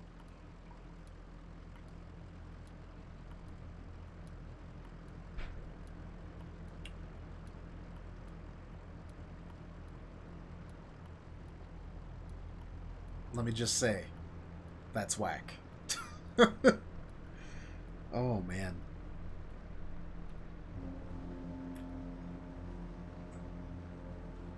It's the woolly mammoth, the horn on the boat. Sure. Sure. Why not? Yep. No, totally. End of Act 3. We're going real weird, man. We may have even gone past weird. Here and there along the echo. Well, here we go, I suppose.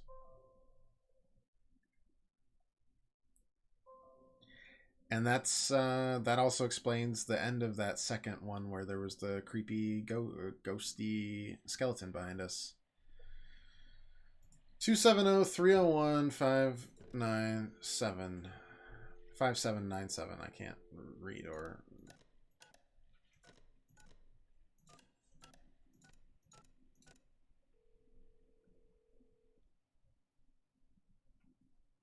Eight, 6, 7, 5, 3, 0, 9.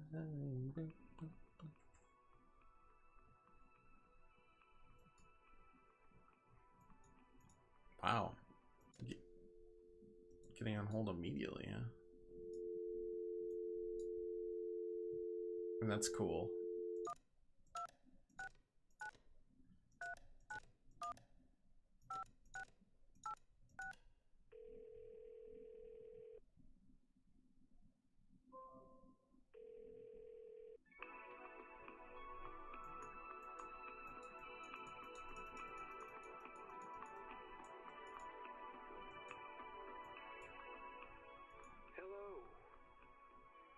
Dialed into Here and There Along the Echo, a guide to the Echo River for drifters and pilgrims. So, a really cool thing, I don't know if you can hear that, but it's completely cut out of my right hand earphone because the phone's held in the left hand. It's stupid that I love it, but it's little things like that that really get me going. Because I was like, did I just break it? Nope. If you have an extension to dial, press 9. For more information about our organization, press 3. If you don't remember dialing this number at all, press 5. To hear these options again, the Bureau of Secret Tourism is supported by a generous population of river creatures whom I fix up and grill as necessary. I am environmentally minded, and I believe all creatures are equally deserving of support in their transition to the next world. So I usually try to sing a little elegy, like, small water creature, crab or frog. Now you know that sleep is all around us, like a muggy, tranquil fog. Something like that. It's easier to come up with these songs when I'm hungry in a sort of transcendental fasting state, but I've actually just had breakfast. A debt of gratitude is also owed to the Bureau of Reclaimed Spaces, who unselfishly and unknowingly donates this here telephone line for the purpose of this here informational resource. You can always find the latest secret tourism literature in any of our unmarked kiosks or any other old place it happens to lay. That's all I have to say about that. Hey, do me a favor. Sure thing. You get a chance, call us back at extension 1928. 1928. You can press 0 now to go back to the main menu. 1928. For historical sites along the Echo River, press 1. For a guide to the river's flora and fauna, press 2. For help identifying an unfamiliar sound, press 3. This is a different menu. If you're holding a snake right now, press 4. Nope. To hear these options again, press 0. For historical sites along the Echo River. I'm holding a snake right now. You're probably not in any danger, but why are snake? It's a good question. If you're involved in an exchange of some kind, press 1. If holding the snake is part of your spiritual practice, press 2. If you don't remember why you're holding the snake, press 3.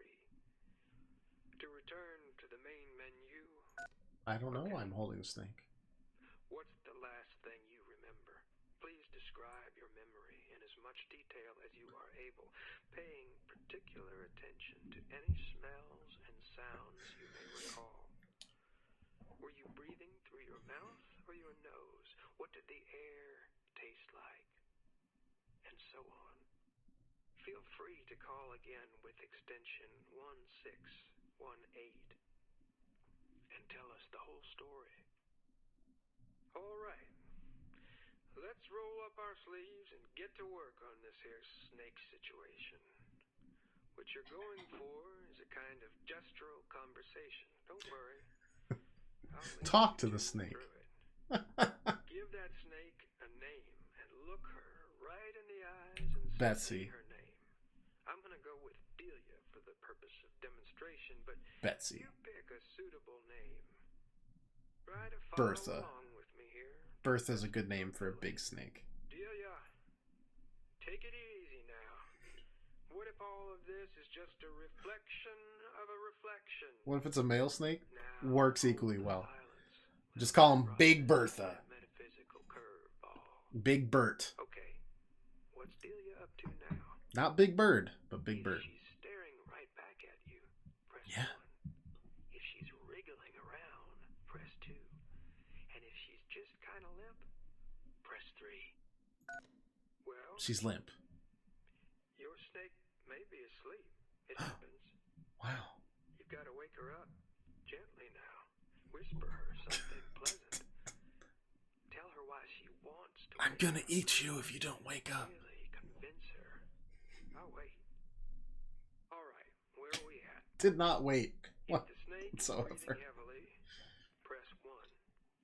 If she's curled around your forearm, press 2. If her tongue is extended, press 3. She's now coiled around my Okay, forearm. I want you to tense your arm muscles It'd be funny if the game was your microphone to get your answer right now. one by And then they're like, Take you said slow this. And then it would shallow play it back to you. breaths. Be horrifying. Tense, relax. Tense, relax. Try to focus all your thoughts on that blood coursing through your arm veins. Forget Delia is even there. Just you and your blood. There you go.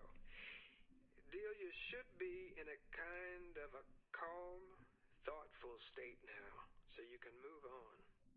So Thank goodness. put that snake in some grass or something. Let Delia be free like a snake should. And go ahead and wash your hands if you care to. I would. Wow. Welcome home. For historical sites along the Echo River, press 1. For a guide to the river's flora and fauna, press 2. For help identifying an unfamiliar sound, press 3. If you're holding a snake, I want to or identify catalog sounds. of subterranean bird song, press 1. For help identifying something that's happening in the dark, press 2. If you are hearing organ music, press 3. To return to the main menu, You may be in the Phantom of the Opera. does it sound like this?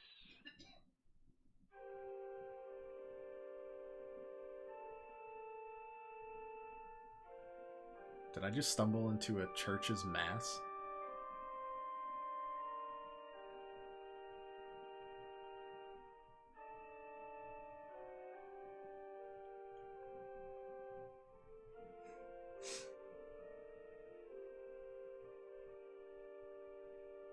Yeah, it sounds exactly like that. No, we gotta do more, huh? Alright. Yep, no, that's good. Yep, sure.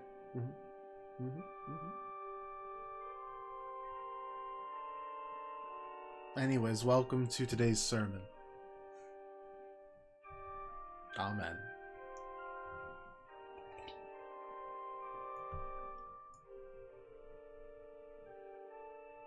I don't know how long this is gonna... Is it gonna be a whole tune? Cool. Ready to go? Oh, it's Bob and Emily again. Yeah, let's go. Bob, Emily, and the third one whose name I'm forgetting, but I think was Ben. Alright, let me quick go to the bathroom, and then we'll start up Act 4. And figure out... I assume that meant... was only meaning, since we're going on a ferry, and it's all about the river, it's stuff that we might experience on the river. But we'll see.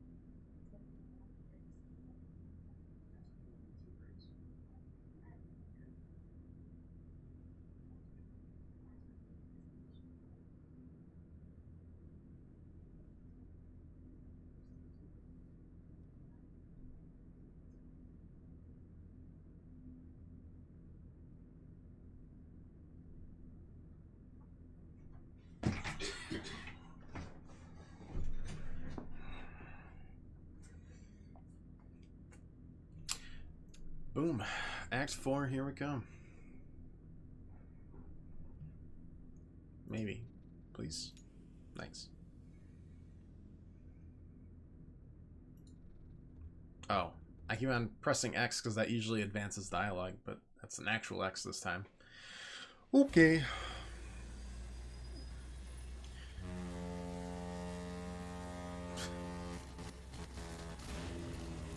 Oh. It wasn't a real woolly mammoth.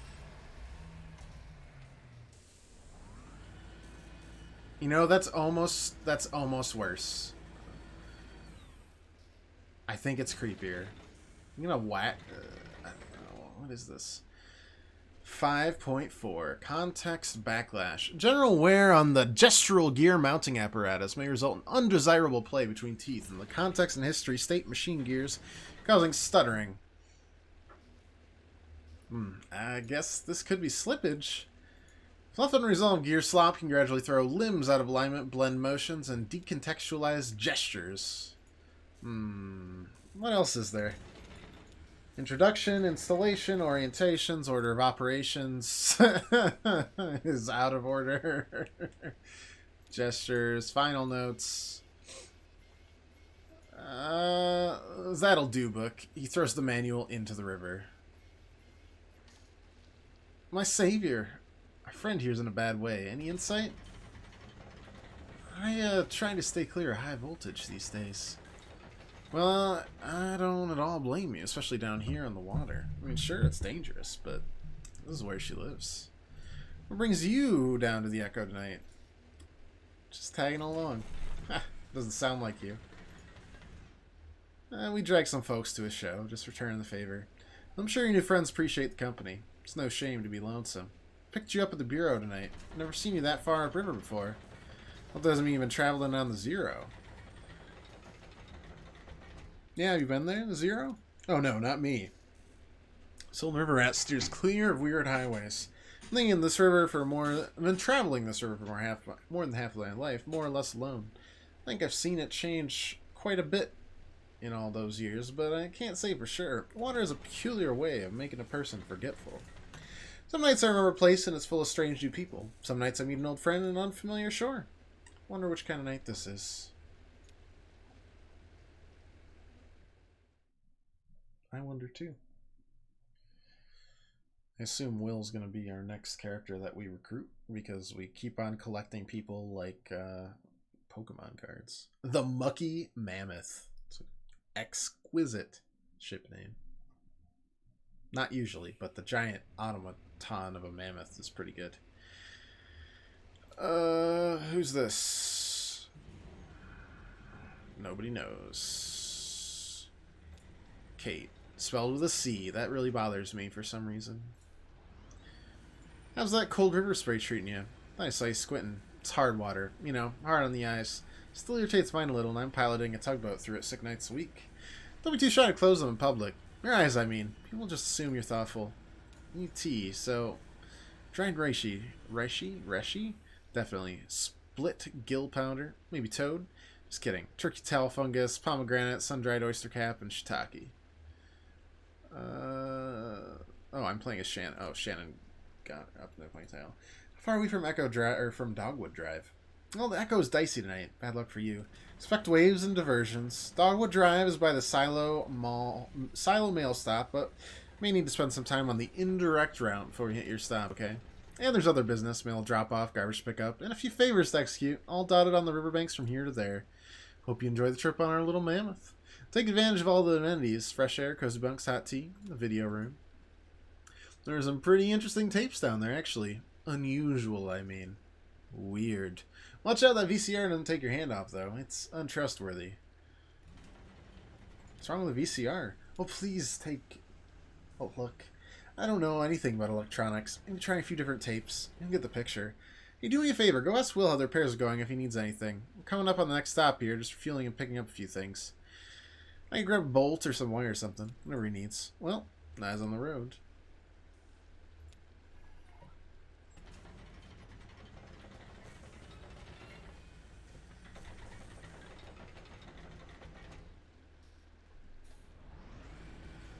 So did we just leave our truck hanging out there? Seems like it.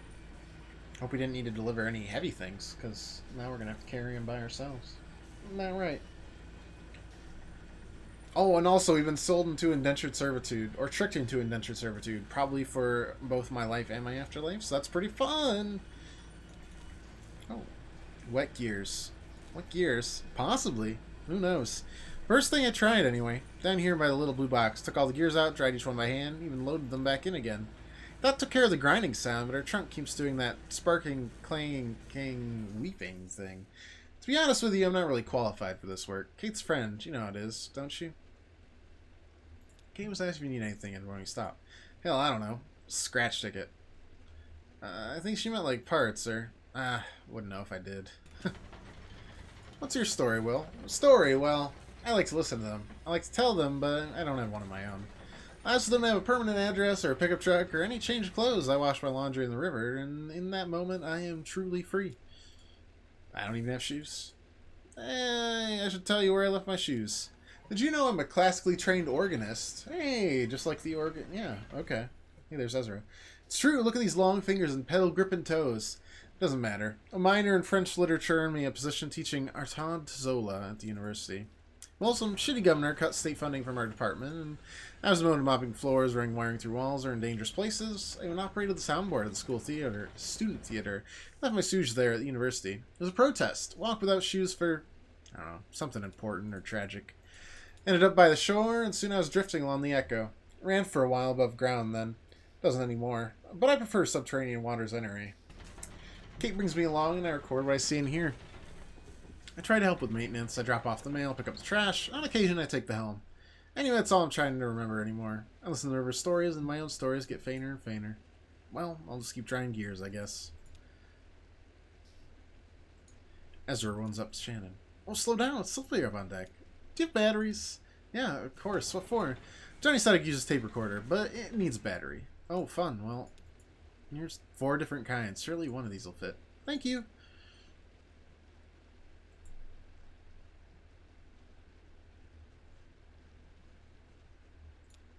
Oh, now I'm Ezra. Okay. Swapping between characters so quickly, it's hard to keep up with it.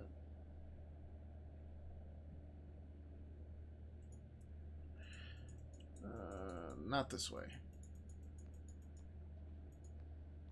Musicians.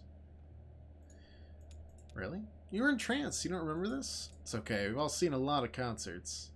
Cyrano opened. His tape machine was broke or something. Got really cosmic. Right at the flower shop. I remember that show. I'm just... Sorry, Clara. Well, you have a second chance to hear it tonight.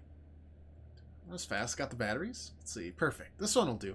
So you hit the button here to record. Hold it right here so you don't cover the microphone with your hand. But you find a lot of good sounds just around the tugboat. There's plenty of tape in there, so don't be stingy with it. Just record anything that catches your ear. Really changes the way you listen. Good for the better, I mean. Are you playing a concert tonight? I could record that. Yeah, Claire came here all the way from Lithuania just to do this Echo River gig.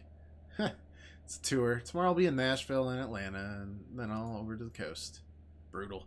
Well, we're lucky she's making a stop. Johnny and I saw her play once, and I remember loving it. And Johnny was moved. I wonder if she's the person that sang the song that they did at the bar. Speaking of Cyrano, it's his night at the room colony. Kate said she usually stops off there. That's ideal. I'm supposed to meet a lady there to look at some old engine parts about 3 hours ago. 3 hours go fast at the rum colony, man. I bet she's still there. Hope we don't stop there too long. My concert is soon. I don't want to keep him waiting. Nah, it's river time. Nobody expects you to be punctual. Hey, why don't you give that tape recorder a try? See if that cat over there has anything he wants to say. I often use found sounds in my music. Find some interesting sounds tonight. You can help me out. Kitty cat. You have anything to say to me, cat? Oh, his arm is now a skeleton too. Things aren't going too well for my guy.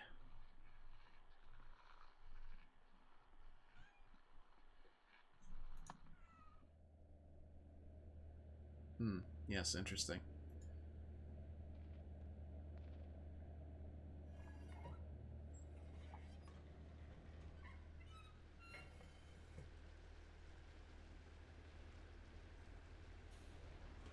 Yeah, things aren't going too well for Conway here. You know, it's the strangest thing. I can't remember why I came up here. Fresh air? Maybe. It's homey in that cabin, though, and warm. It's just the thing about... What was it? When you walk through a door?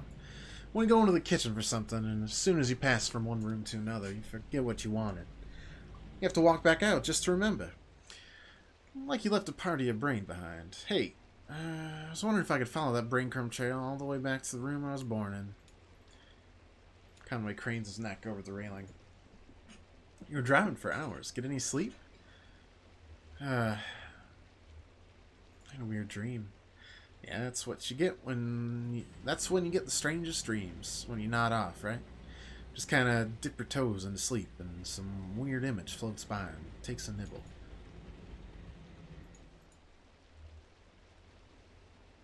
Does look cold, doesn't it?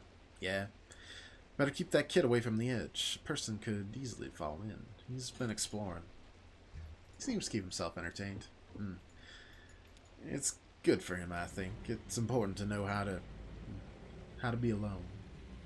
What's up, huh? Looks like there's something you want to ask. Fine, you can ask it. One question. Do you really have to go work at hard times? It didn't seem so bad, did it? It's a way to live. I mean, rent a bed, eat at the cafeteria. Not like I have a choice. I think you do have a choice. I got to repay my debt. Hell, I should be grateful for the opportunity. If you want to die with any dignity, you got to settle up. That's why it's such a damn shame when people go sudden.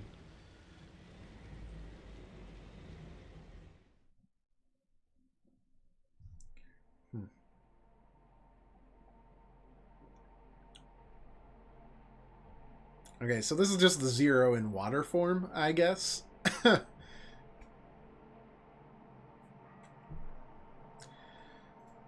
Sure, I talk too much. Everyone on this river does. The problem is that we listen twice as much as that. We're only telling you half the stories we hear. Kate told me I thought to have been a photographer. She said, you have an uncanny way of having been in the place at the time the thing happened there, and that's the hardest part of taking a photograph anyway. That's why Peter Parker's such a good photographer. Nice of her to say, but it isn't true. Though I know just about every story on this river, most of them I picked up second, third, or fourth hand, so on. Listen and see. Now, I know what you're going to ask, and I'm going to answer it. Yes, I'm sure they're all true. I personally believe a story gets more true as it's tossed around from brain to brain, and the whole community brings their insight to bear on the brittle facts of experience. There are a few Echo River stories I witnessed directly. I saw that big owl migration pass through. I'd heard about that. I was there when the old train station flooded. Saw the ghost of Stephen Bishop brew up a batch of white lightning on a raft. Anyway, I talked to a few sailors who'd recently crossed paths with him, and I suspect sampled his wares. One night when I was working on the Mucky Mammoth, we picked up a gaggle of passengers headed down to a mail drop by the silo of Late Reflections. I knew a couple of them in passing, a pair of traveling musicians whom I often encountered on the river. Junebug and Johnny. The others were strangers to me at the time, a young woman, a small boy, and an old man whose name I didn't catch. Oh, and a smelly old dog. Oh, they're just literally saying this one. Okay, this is our story, I suppose. Ezra stayed on the tugboat, looked down around the map room. I want to see the gas station. For sure, I want to see the gas station.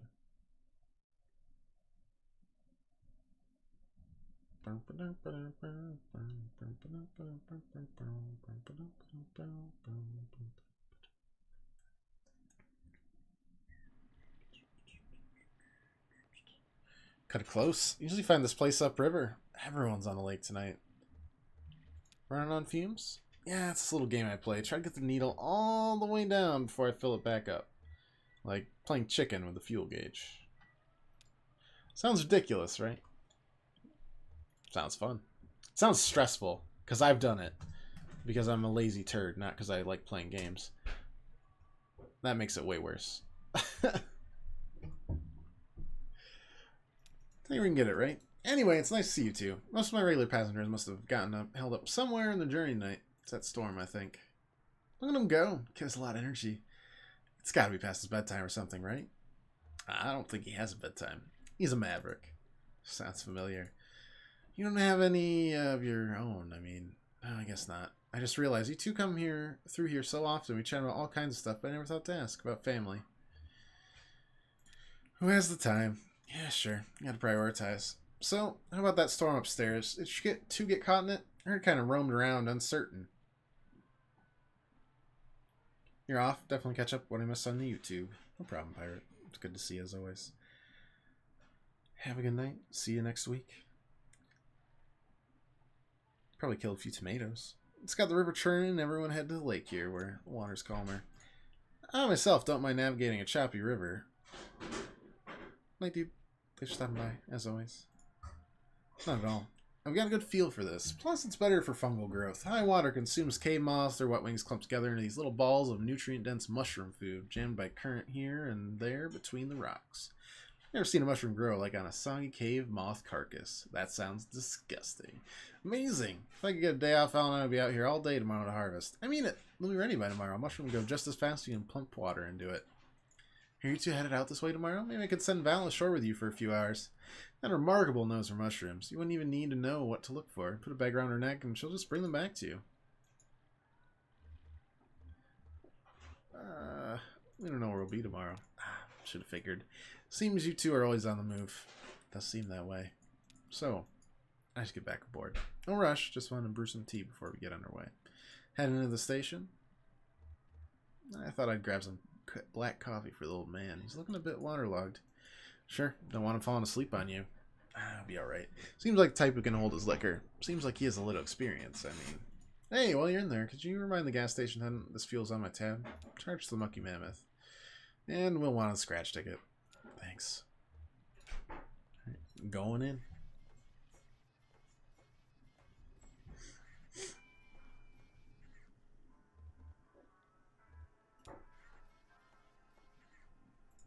For crystals? When you assume I'm looking for crystals? Well, we got them on sale. All kinds of folks coming here looking for crystals. You're over there with milky white shocks through the middle, like you caught a piece of cloud. Well, I seem to like those a lot. Yep. Popular crystals. Work on the mammoth? I can add it to your tab. Oh, you know what I'm talking about? Captain Kate said I have to remind you. Sure, they're here every night. It's okay. I have one of those faces. Forgettable. I wouldn't say that. It's okay. I've learned to accept it. In fact, I've learned to cherish it. There's dignity in being forgotten, letting the crowd flow over you unspoiled. I used to live in a city. I mean a real city. Cleveland, Ohio. I had some family then. I had some family money then. I didn't have to work. Lived in hotels. And daylight, I walked wherever the people were. My only duty was to the crowd. I was its observer. It's historian. It's detective. It's poet. Hey, look at that. Money ran out, and I dispersed with the rest of them. I took my duties with me here to Lake Lathe and the Echo River. I live behind this counter, anonymous, invisible, but I do live with dignity. And yourself? I don't think so. I don't blend in. Not so easy to forget, I'd say. See, now that you're right. Well, that's yours to bear, then. Keep all the crystal on that shelf over there. Buy one, get one free of equal or less symmetry. That's so weird.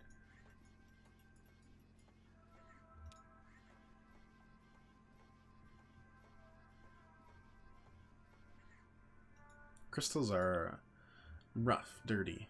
Some are damp. They must have come out of the river. That tenant is a trip. Anonymous, invisible, but I live with dignity, he said. You might try to scrape some green algae off a larger specimen, examining it for the kind of cloudy inner formation the tenant said was so popular. Who knows? Maybe he's onto something. H-A-K-U and Y, and a few numbers are woven through the algae. Don't you ever feel like that? Oh, it's the decayed plastic bag caught on the rock. Nice. Shit, that floodwater washed you halfway up out to sea. I'm looking for you down by New Königsberg, same as usual, but ain't no one there. The river's deep as an elephant's. Oh, didn't see there, ma'am. Pardon my language. What, elephant? Alright, you're no paper flower, I see that. I expect you must be Loretta. Enchanted to meet you. Sorry I'm late. Is that coming on too flowery or something? Enchanted. Repeating it now feels a little silly. I'm not Loretta, but I think you'll do fine with Enchanted. Well, thanks for saying so, but now I'm double embarrassed.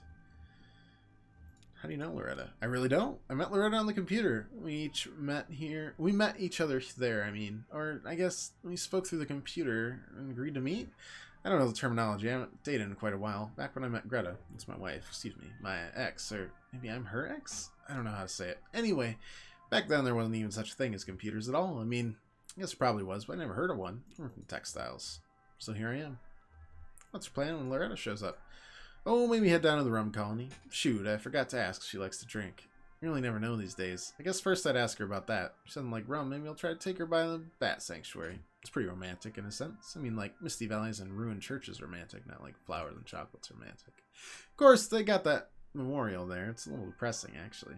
You'll kind of sail around that. Even though I guess I probably missed her. I wonder if she'll agree to meet me again. I'm sure she'll understand with the weather and all. Nice of you to say so. Well, I guess I'll head on back. Hey, supposing Loretta doesn't want to see me after all. Oof, I'm out of your league. I won't argue that. Actually, I want to ask you for some advice. I had to type up a sort of autobiography for the computer date, and I spent a lot of time on it, but I only got one reply, and that was Loretta herself. I was happy to meet her, but supposing she's lost interest now, do you think you could maybe give me some feedback on helping someone with their dating profile? Okay. Here's how it goes. I'm a good-natured man, retired, and spend most of my time sailing the Echo River, riding currents of subterranean gas and that strange invisible wind that moans out on small tunnels along the bank. Seeking a companion to map the river with me. 2 grown children, but they live far away. No goofballs. Okay, what do you think? What was that about goofballs? I mean, like, serious inquiries only. You might miss out on some really great goofballs. You may be right about that. I mentioned the children. Oh, I think it'll come up somehow. I don't know how people feel about dating with kids. Like I said, it's been a while. Are you proud? Yeah, sure I am. My son's a school teacher. My daughter owns a printing press. Good people. Yeah, maybe I just mentioned it, hoping to get asked to brag a little. What about the wind? Yeah, I'm probably worried about the wind. I want to show my poetic side. I'll save that for the date. Alright, thanks for your help, man. Give me a lot to think about, and I'm ready to get back on that computer. You have a good night now. What's left of it, anyway.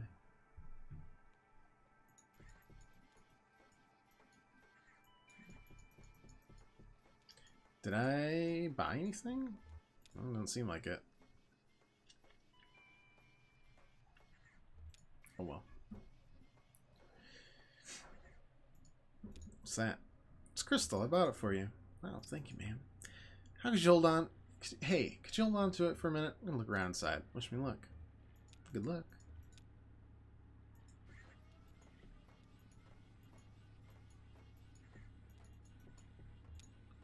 Now Johnny's gonna go inside, I suppose.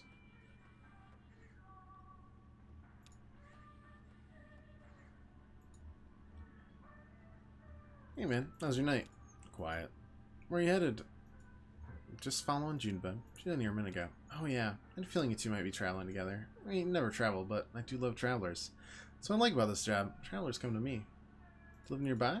I live here, just caught in the back. No one ever notices it. Not that I do much sleeping really, but sometimes I lay on it anyway, just keep it in shape. I was like, keep in shape. If I could sleep and lose weight, I would still be overweight because I don't sleep very well.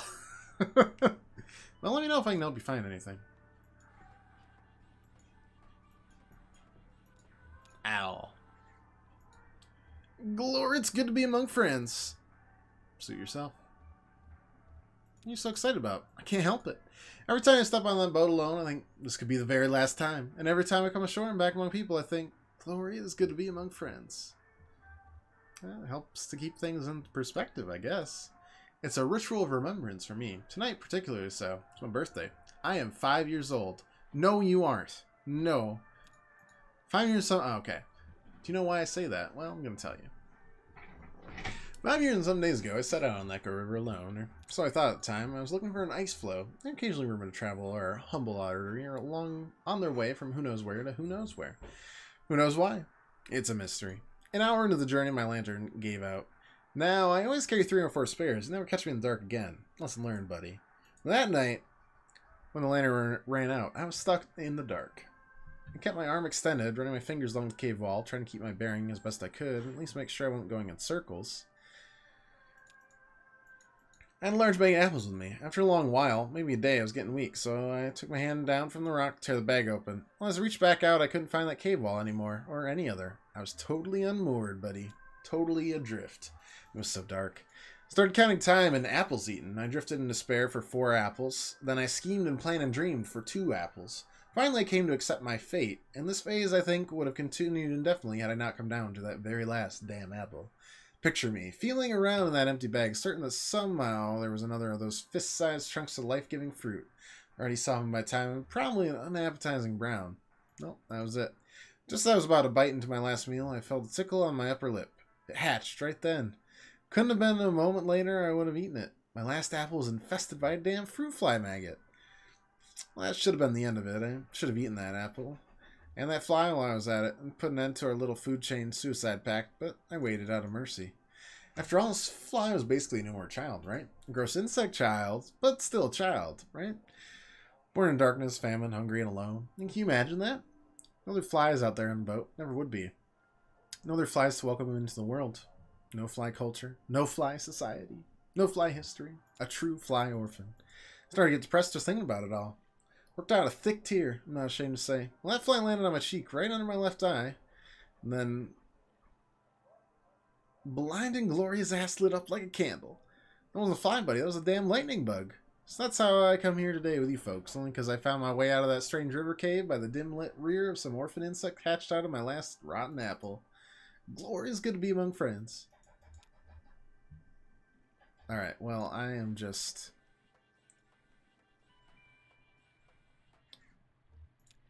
exhausted.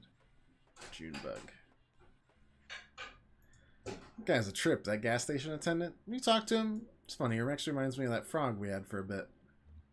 I thought it was a toad. Oh yeah, is there a difference? Toads have warts. Huh, never knew that. You seem more like a cat to me, an attendant. Well, I can see that too. Aloof, but strangely chatty. You should pick up another one? Frog or cat or iguana or something? Maybe a third person to travel with? Huh. Now that would be a whole new adventure, wouldn't it? You and me, we're good together. Safe, free. You know what I mean? You can try stuff out, change your clothes, swap parts around, just play. They are robots, okay. They're definitely robots. Not lonely, just curious. Another person to play with. What else could we be? Maybe right, Cricket. I think so? Wow. Thought I'd have to wear you down a little. You did with the gerbils. Let's Kate. Time to hit the road. River, I mean. We back. There hasn't really been scenes in this one. It's just been kind of a thing. See that small brick building? It used to be an upholstery shop. Now it's inhabited by a very skilled taxidermist whose art is greatly in demand. Well, it was an upholstery shop, but didn't see nearly as much business. Old shop's name has been lost to time and weather. This was decades ago. The only trace of it is in the grayed frame of an old sign behind the new lettering, which now reads Trapper, Stalker, and Sportsman. And then below, smaller, no specimen is too exotic, no arrangement too fanciful.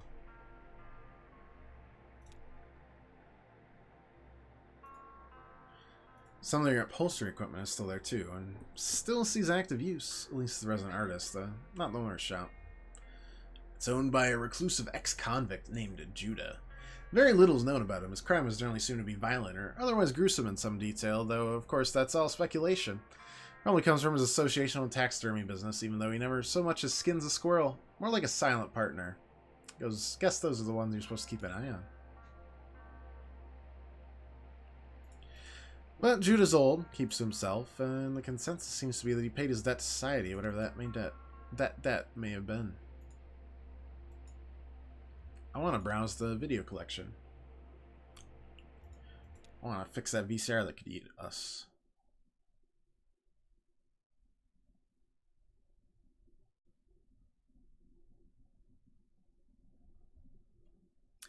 The Mucky Mammoth. A new thing approaches. A new scene approaches, I should say.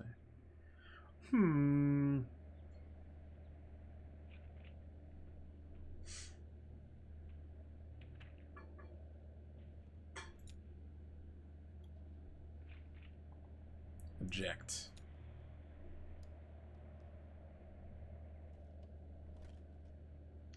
Search. Shelves are full of dusty tapes. Some have been relabeled several times, stickers piling thick on their spines. Funeral thing. That sounds dark. I love it. Let's do it. Insert.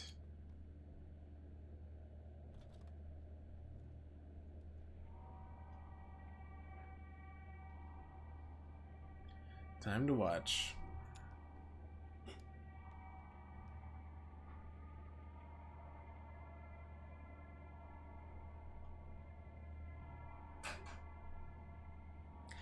An elderly couple sit on folding chairs in the middle of a TV studio, undecorated except for a funeral lily. Funereal lily. In a thin blue vase on the table. The lights are a bit too dim to make out their features. She reads from a newspaper with unhurried efficiency. Gloria B. of Munfordville passed away on Monday at her residence. Survivors include her children. Memorial service, blah, blah, blah.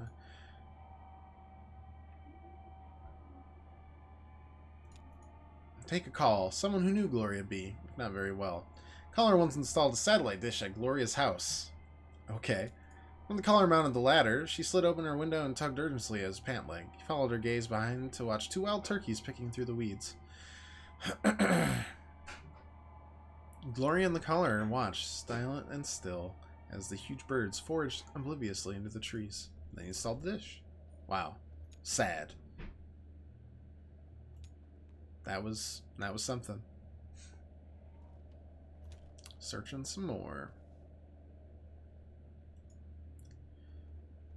Ooh, question marks. Let's do it. What could it be? I don't need that anymore. An awful hum. Seems to start before Shannon even hits play. Then there's a familiar room. There are the blank gray walls marked with tape and school desks, and this time she notices a few more details. Murky carpet like standing water, some video equipment stashed in the corner, a row of lockers. Then there's Weaver, looking serenely at the camera. As before, she starts speaking as before. There's no sound but the hum.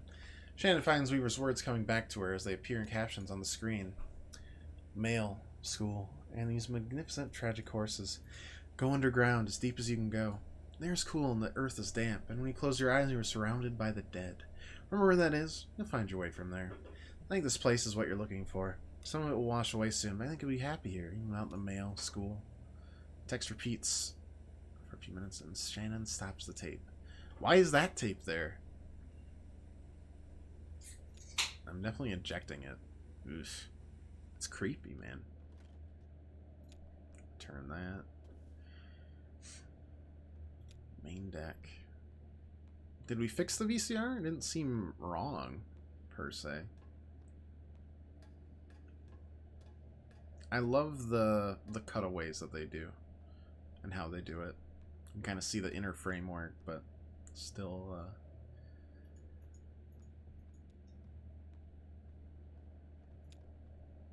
see everything pretty clearly. No, it was only a few notes. Still sad, like funeral music, you know? I don't remember being sad, just simple and unburdened. That's what funeral music sounds like to me. Unburdened. Oh, hello! Kate and I were just trying to remember the Mammoth song. Neither of us heard it for years. We'll just found the mechanism. In the mammoth's belly, hidden in gritty, matted fur.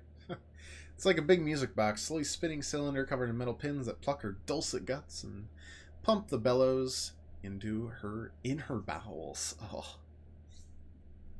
Some of the pins are rusted and worn away. Neither place we can ever remember what the notes were. Did I hear you browsing the archive next door? Find anything good?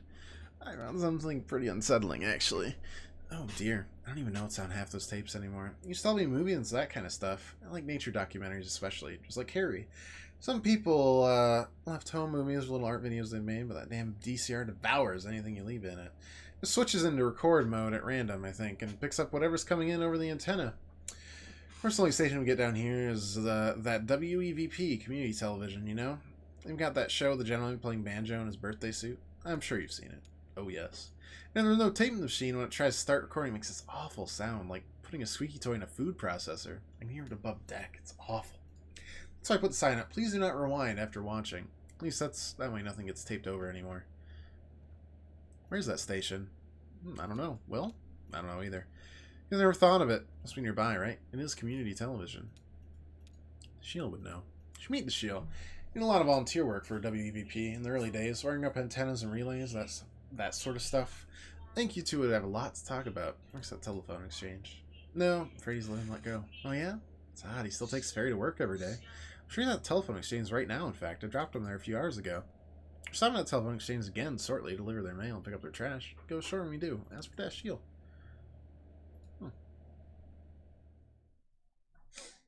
Is he lying about his work or what? I rarely miss a chance to lounge on the beach around the rum colony, and I do enjoy a drink, though I don't find their signature liquor suits me. This time, I elected to stay aboard and shoot the breeze with Kate over some mineral water. Still, I heard reports.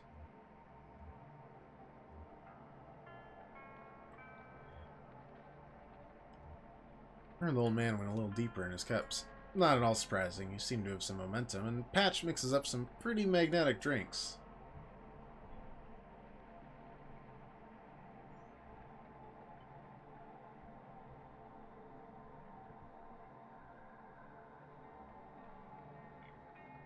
Oh, if we're talking about the rum colony, I should tell you about Patch. He's the bartender, general manager, creative director. That means he books the music. He pretty much runs the place for the last 7 years. A lot of folks assumes he owns it, but that is not the case.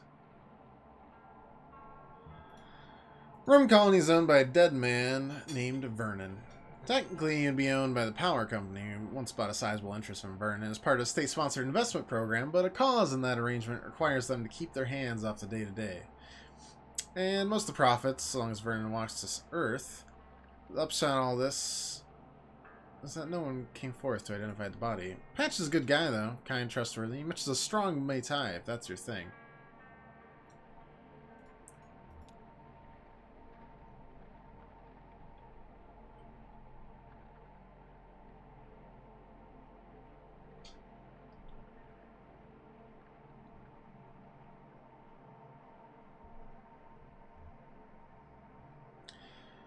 Clara, Kate, and I stopped to do some business by the telephone.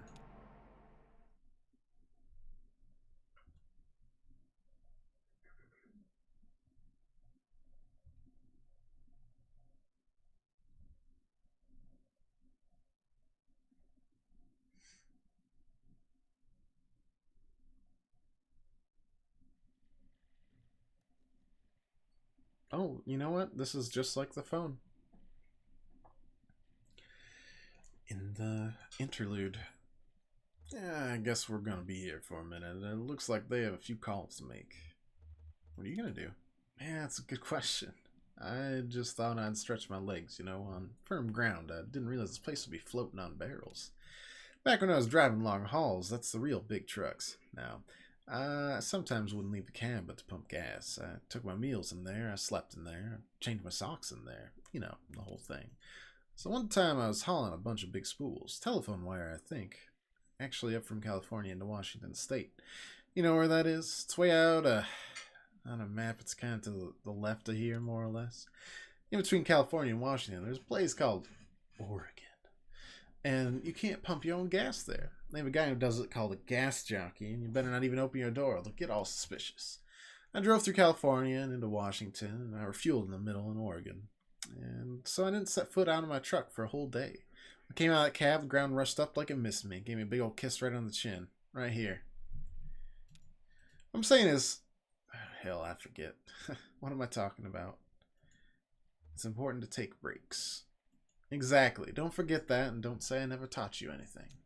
Well, I guess I'll head back aboard. Might see if I can find any of the good stuff stashed in the spice cabinet? Medicine cabinet?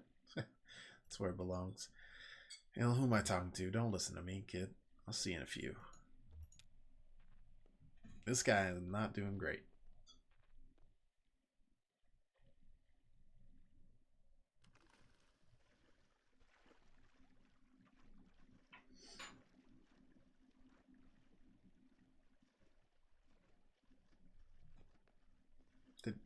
Is that... wait, what? Did he just... okay. I guess we had to swim out here?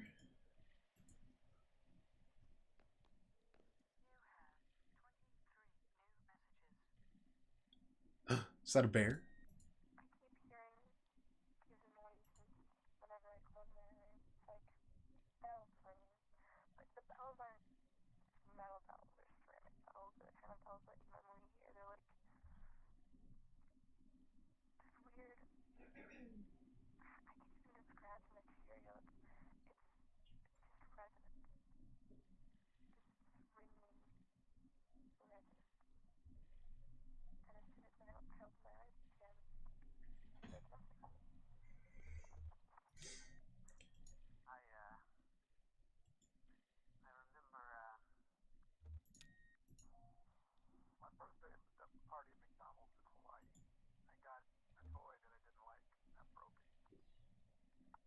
Fascinating.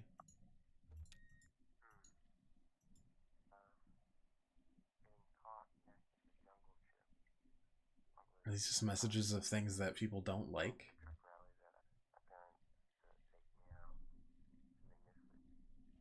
Oof.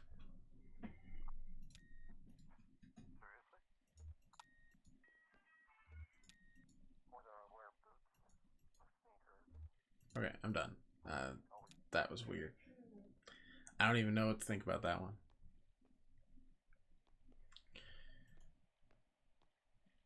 Don't you go diving in too? It's actually really cold and kind of dangerous. Did he say where he was going?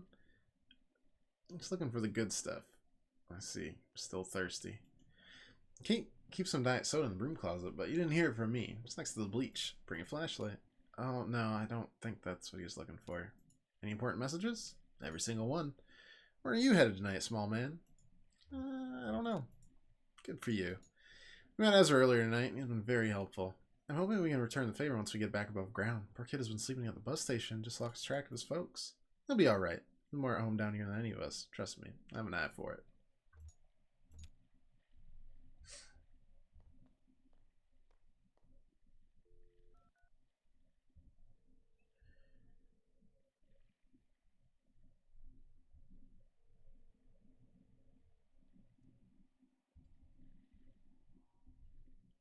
Kate, thanks for calling. How are you feeling? Pregnant. I couldn't get settled in bed, so I was just watching TV. Some cooking show about high-concept junk food, and everyone from my high school chemistry class was there making cupcakes out of old bicycle parts. I think I might have dozed off a bit, actually. Honestly, this baby can come out whenever he wants. I'm completely over it. For you sound really confident. Oh, it's all an act. I'm actually...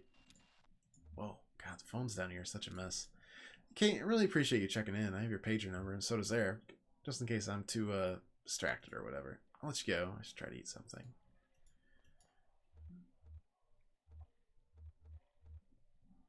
Try some of that oil left, just to help settle your stomach. Okay, thanks. Maybe I'll just chew on some ice. Talk to you soon, Kate. Hopefully. Checking in on a client. Did I mention I'm a birth doula? That's like a nurse, right? Well, no, I don't have any formal medical training or licensing. Just a lot of experience. I think most women who hire me mainly want someone in the delivery room who doesn't treat childbirth like it's some disease to be cured. No hard feelings against doctors. They have their own process, and it can be pretty alienating sometimes. Everything okay? Lily's great. Sounds like she's ready. Some women just know. It's amazing. Others are caught totally by surprise. Friend went back aboard. He's been drinking a bit. Oh, should have pointed him toward the head.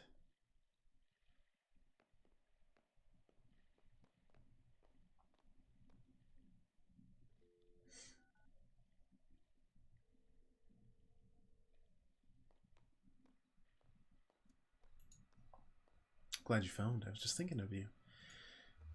Oh, you're sitting by the phone waiting for my call? So nice. I was eating early lunch, actually, and my mind was wandering. I visited the hospital yesterday. Went to visit Uncle Andreas, but they moved him. So now he's in a hospice care facility run by some old Polish nun. Everyone says it's very nice. I asked him about visiting, and he said he didn't want any visitors. He's just being stubborn. Yeah, it's typical of Andreas. I'm thinking maybe if you came to visit, he would see you. All his afternoons, you two would go drinking beers by the river. I just think it would mean a lot to him if we could say goodbye to you in person. I never make it back in time, Nadia. It's true, you're a long way from home, Clara. I suppose it can't be helped. Nope, here's Mother at the door. I'm going to try again to see him. Hope tour's going well. Love you. Be careful. This is cool, too, like the whole getting a little glimpse in everyone's life, you know? Sister back home. She's very depressing to me this morning. Uncle Andrew's terminally ill and refusing visitors, and Nadia's making a stir about it. Sorry to hear. Are you close? Yeah, but only recently. I lived abroad for most of my life. I only met him a few years ago. My sister was older, so she knew him as a child, too. I think her respect for him is distorted by sentiment. So always take the dying at their word. Their motivations are beyond our understanding. The older man, he's swinging back to the Mammoth. No emergency, I hope.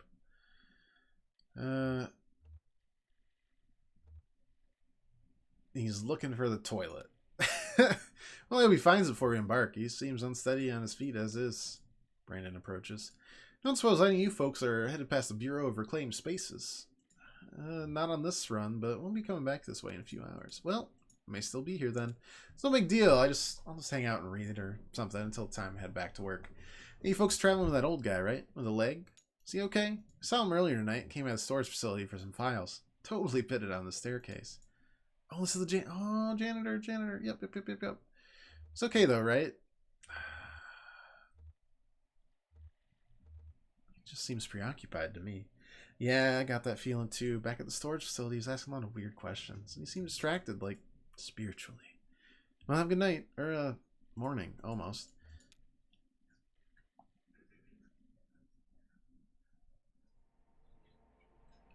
On the boat again. If the whole game was this art, I think I could do it. And just scribble a lot. This is good.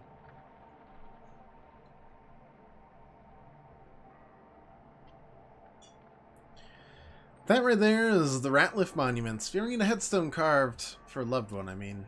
Violet Ratliff, never married, nevertheless bore 6 children. And for each birth, she locked the doors on Ratliff Monuments for only 1 day. Even with the young girl, when she was in labor for 36 hours. Was she still in labor as she was, like, carving the headstones? That's what folks said, and I met her, and I believe them. She had the unyielding disposition of a cliffside. None of Violet's children had any desire to go into monument making. Beauty thought it was all a bit ghoulish. There's some truth to that. Very little demand for monuments to living, after all. The run of the shop fell at last to young Earl, lonely Ratliff still at home when his mother finally passed at 82, and who then had the honor of engraving her headstone. It's done well for the most part. The shop was damaged in a flood several years ago. The showcase, a mock cemetery out front, was mostly washed away. Stone monuments, bobbing violently in the first torrents of the flood, eventually sank and spread along the channel bottom downriver. An elongated graveyard for no human loss, visited by eyeless fish and adorned with indifferent wreaths of algae. A few stray stones ended at the bottom of Lake Leth, too. We'll never know. Young Earl was the last of his short line professionally, and there's nobody around qualified to carve his monument, so he solely claimed one of those at the bottom of the river for himself. Dark.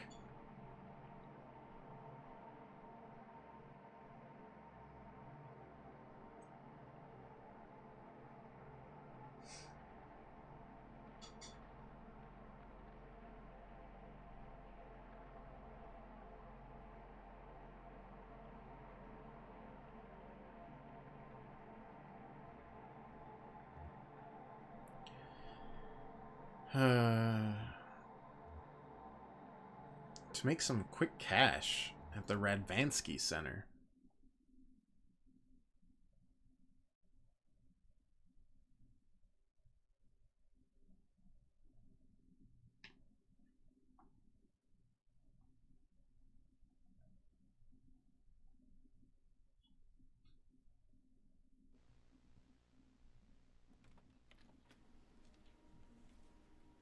Another security camera, seems like.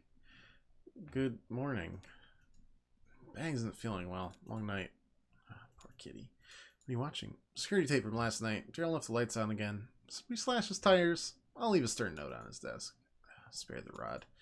What are we doing today? Alright, this is weird. You know that old vending machine? The one that only has tomato juice? No. The old one they just stopped refilling. Remember when we rolled it out on the dock last August? Some scavenger stripped it for metal in the middle of the night. Daryl cut his hand cleaning up after them and got infected. Remember? No.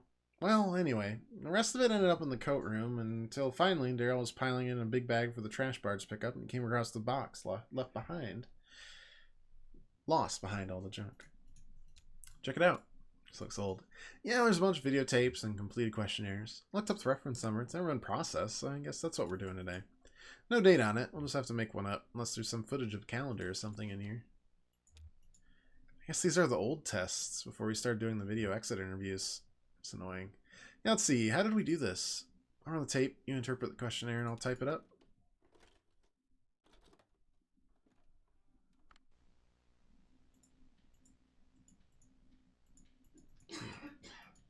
What are we? Where are we? Wow, I haven't seen that poster in a while. I think that was mine from college. Yeah, definitely. Alright, Daryl swapped it out with a redesign. Now it's... What's there now? Yeah, that's weird. I can't picture it. I mean, I can picture the wall. There's definitely something hung there. That's gotta bug me. Want to go look? Just down the hall. Oh, it's okay.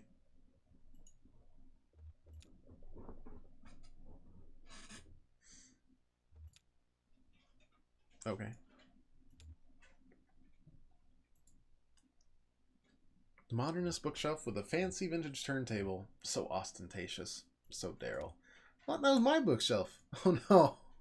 But you, like, grew out of it or something, right? Ended up in the lab somehow. Keep my books in a pile now. It's easier to find what I'm looking for. Never what shelf is that book on? Only, well, it's somewhere in the pile. It's pragmatic. I knew I was messy for some reason.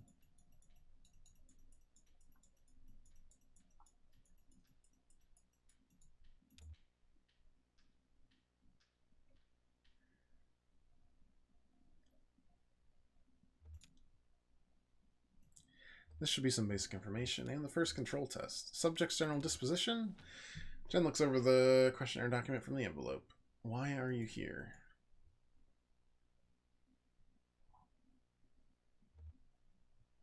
Oh, the other passenger said we could make some quick cash taking these tests. That's true. Pragmatic. Demographic category.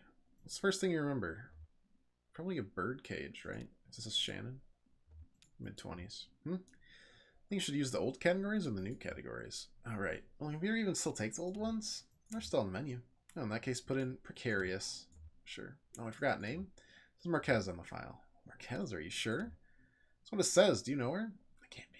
No, it's not her. Did she come alone or with a group? I don't know. Did Weaver come here too? There's extended monitoring tape here too. We could check the dock when she showed up.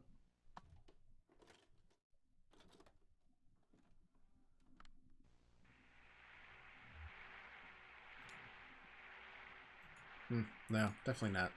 Oh, she sent me one of those creepy distillery guys. Nah, he just looks like some old drifter. Maybe you're right. It's hard to tell on this light. Oh, it's sweet. Who is that? The guy in the hoodie. What? I've never seen him before. Really? He looks so damn familiar. I thought maybe he was a former intern or something. A little old for that, right? No, I don't recognize him. Sorry. You're all deja vu this morning. It's spooky. Sorry. Just one of those days, I guess.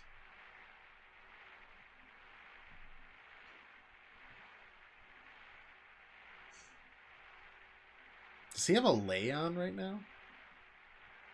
Because that's what it looks like. Guess the old man is on dinghy guard duty. A noble assignment. So who was this lady? Oh, right. Well, do you remember WVP TV? No. Okay. Well, it was a community television station. The Consolidated Power Company had to fund it as, like, a punishment for owning too much of the broadcast spectrum or something. Oh, they used to screen your videos, right? Yeah, it was like a co-op. I need some maintenance. They gave me a slot to show my work. Then that naked banjo guy late at night.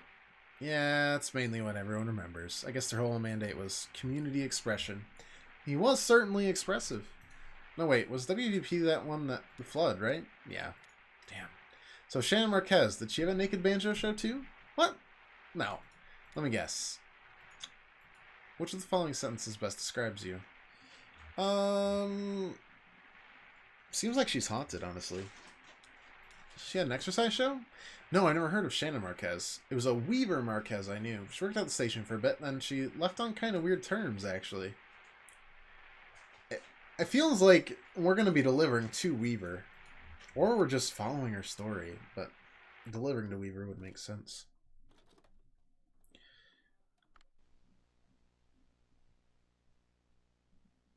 So we're just answering questionnaires and we get cash, huh?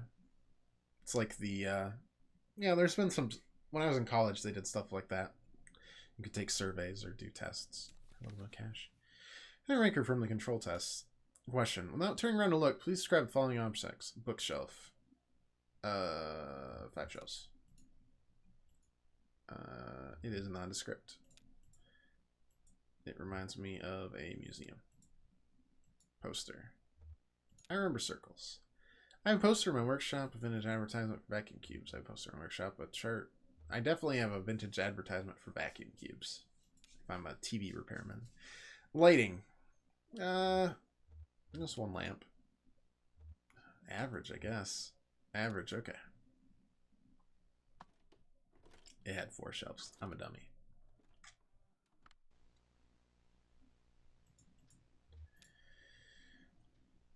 What kind of weird ass place is this? How many pictures did she remember? 2, or actually maybe 3. What? She wrote down orange, strawberry, guava. Guava? I think she meant the pear. See, that's why I hate this test. There's so much fruit, basically just looks like other fruit. Oh, guava. Does guava even look like a pear, though? I don't think I've ever seen a guava. I thought they were pink. They're just pink on the inside. You wouldn't confuse a real guava for a real pear, but in one of Daryl's crude watercolors. But I can still clearly tell that's a pear, even on video. Yeah, you and I can, but we already know it's a pear. She could be remembering wrong or just identifying what to her is a much more likely fruit to appear in a painting, based on any number of cultural, social, geographic, you know, you didn't say anything in response to help clarify, though. Let's see. Please describe in detail any sensation that accompany your memory of the pictures. I remember the way the fruit tastes. Guava's just like candy. It's almost unnatural. Not really, just some sensory memories of guava. I guess we should just skip the pictures. It's a shame. It's really hard to measure memory degradation in some of the later tests without this one as a baseline location updating scenario. I say you should just use photographs. Watercolor paintings already have the quality of a half-remembered dream anyway. Like they're inviting you to forget them, or somebody else already forgot them for you, like a mama bird feeding her chicks cotton candy. Photographs are It's not that they're really more accurate or true, but we think they are. Put you in that mindset. They have authority. So yeah, out with the watercolors, I say. Before Daryl would have nowhere to exhibit his work. Jen makes a noise.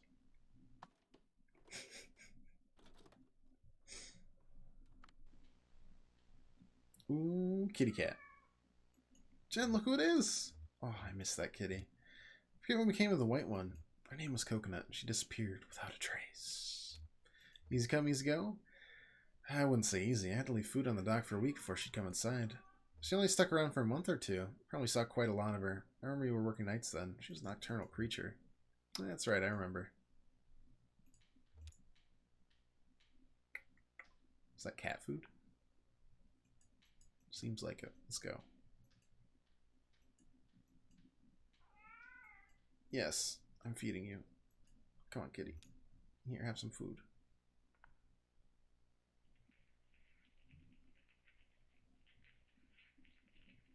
This is a very accurate cat eating. Oh.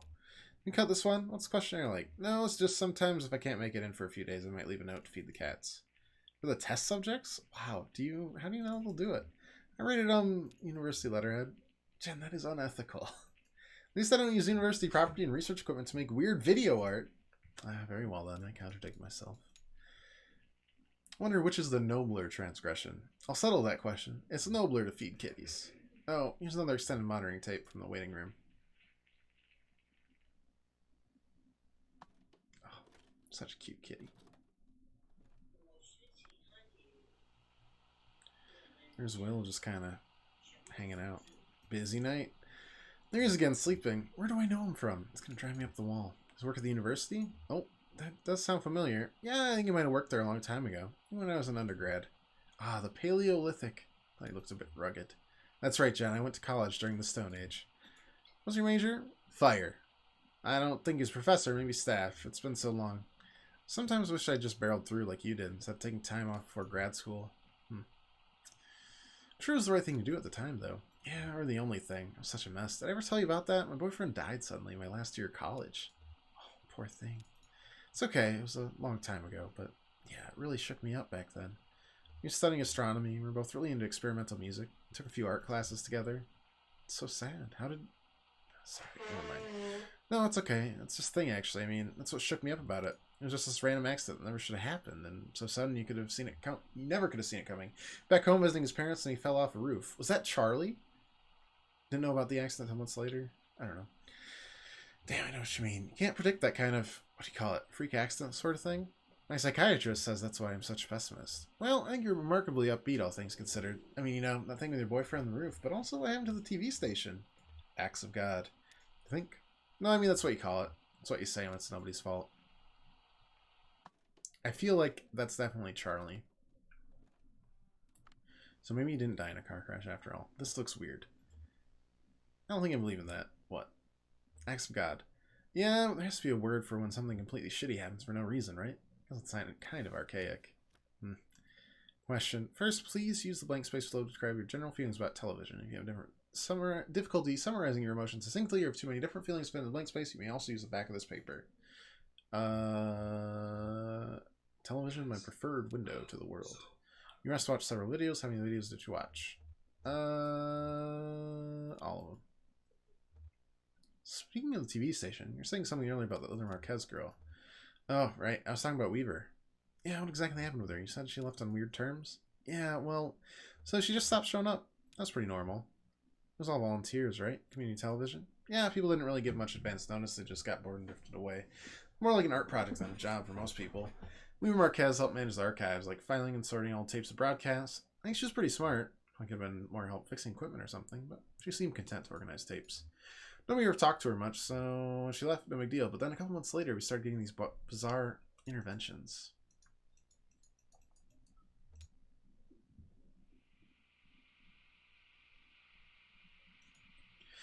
Question. The camera focused on a table, passed through a doorway, then focused on another table. Which object present on the first table was also present on the second table? Picture was too blurry to make anything out. You should really have these VCRs professionally cleaned. I'm writing my number on the back of the page. Someone would be doing a show in their normal time slot, and then the feed would totally cut. We'd still be broadcasting, but our signal was totally jammed. Like interference? I mean, like total blackout. And this video would come on, clear shot in our studio at some point, and it was her. Standing in the middle of the studio, facing the camera. It's weird. It's like she was haunting people. Yes, make note of fond memory from childhood and associate it with only objects on the table on screen. Folded map. What's the object present on the second on-screen table? There's another one sort of like it. It's a bit fuzzy in my memory, but I do remember the sound, this awful hum. That was how she did it. She made a hum so sinister it drove our signal into hiding. Ooh. Is Weaver a villain? Or what? I don't know. Video began with footage of the outside of the building, and then entered the building. Was it day or night outside the building? It was night. When the camera exited the building again, was it day or night outside the building? It was still night. Then there was on-screen captions, exactly the same every time. I don't remember what they said, though. Something creepy. Wow. And that's what Weaver's, that's what, Shannon's been getting to. Oh, do I literally have to watch all of these? Well, I guess so, because that's what I said, because I'm a dummy. We're just going to click on this. I want to know more about the, there we go. We had a title maker at the station, but it was a different font. I guess she recorded it at WVP and then took it somewhere else to add the captions? I don't know. We all did a lot of speculating about how she made the video. Why she made the video. Yeah, why not just broadcast it normally? It was community television, right? It couldn't be any worse than Naked Banjo Guy. Exactly. Some people thought it was protest or something, but I know she didn't have anything against the station. To me, it kind of felt urgent. Like she would have done her broadcast through the proper channels, but something came up, a crisis or something.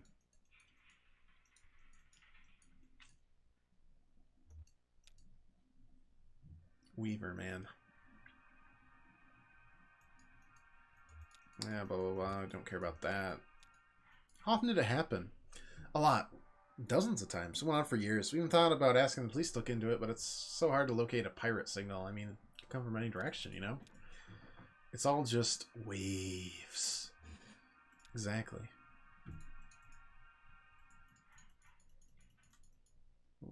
Last but not least.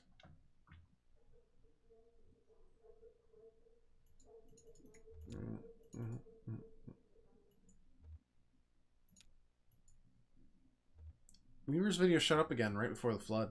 I actually think it might have been the last thing we ever broadcast. Creepy, man.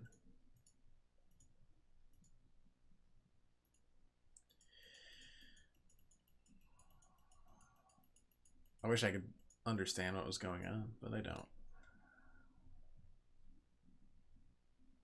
Also, this doesn't seem like quick cash. It seems like very slow cash.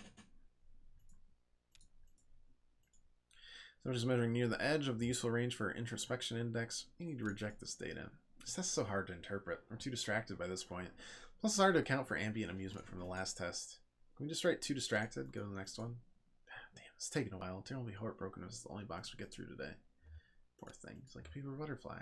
I'd say moth.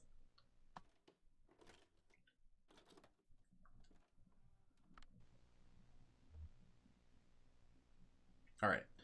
We're going to end it here in our testing for money. We'll be back on Monday with more. Maybe the last, maybe not. We'll see. We're probably halfway through Act 4 right now, so we got like an act and a half left. We'll see.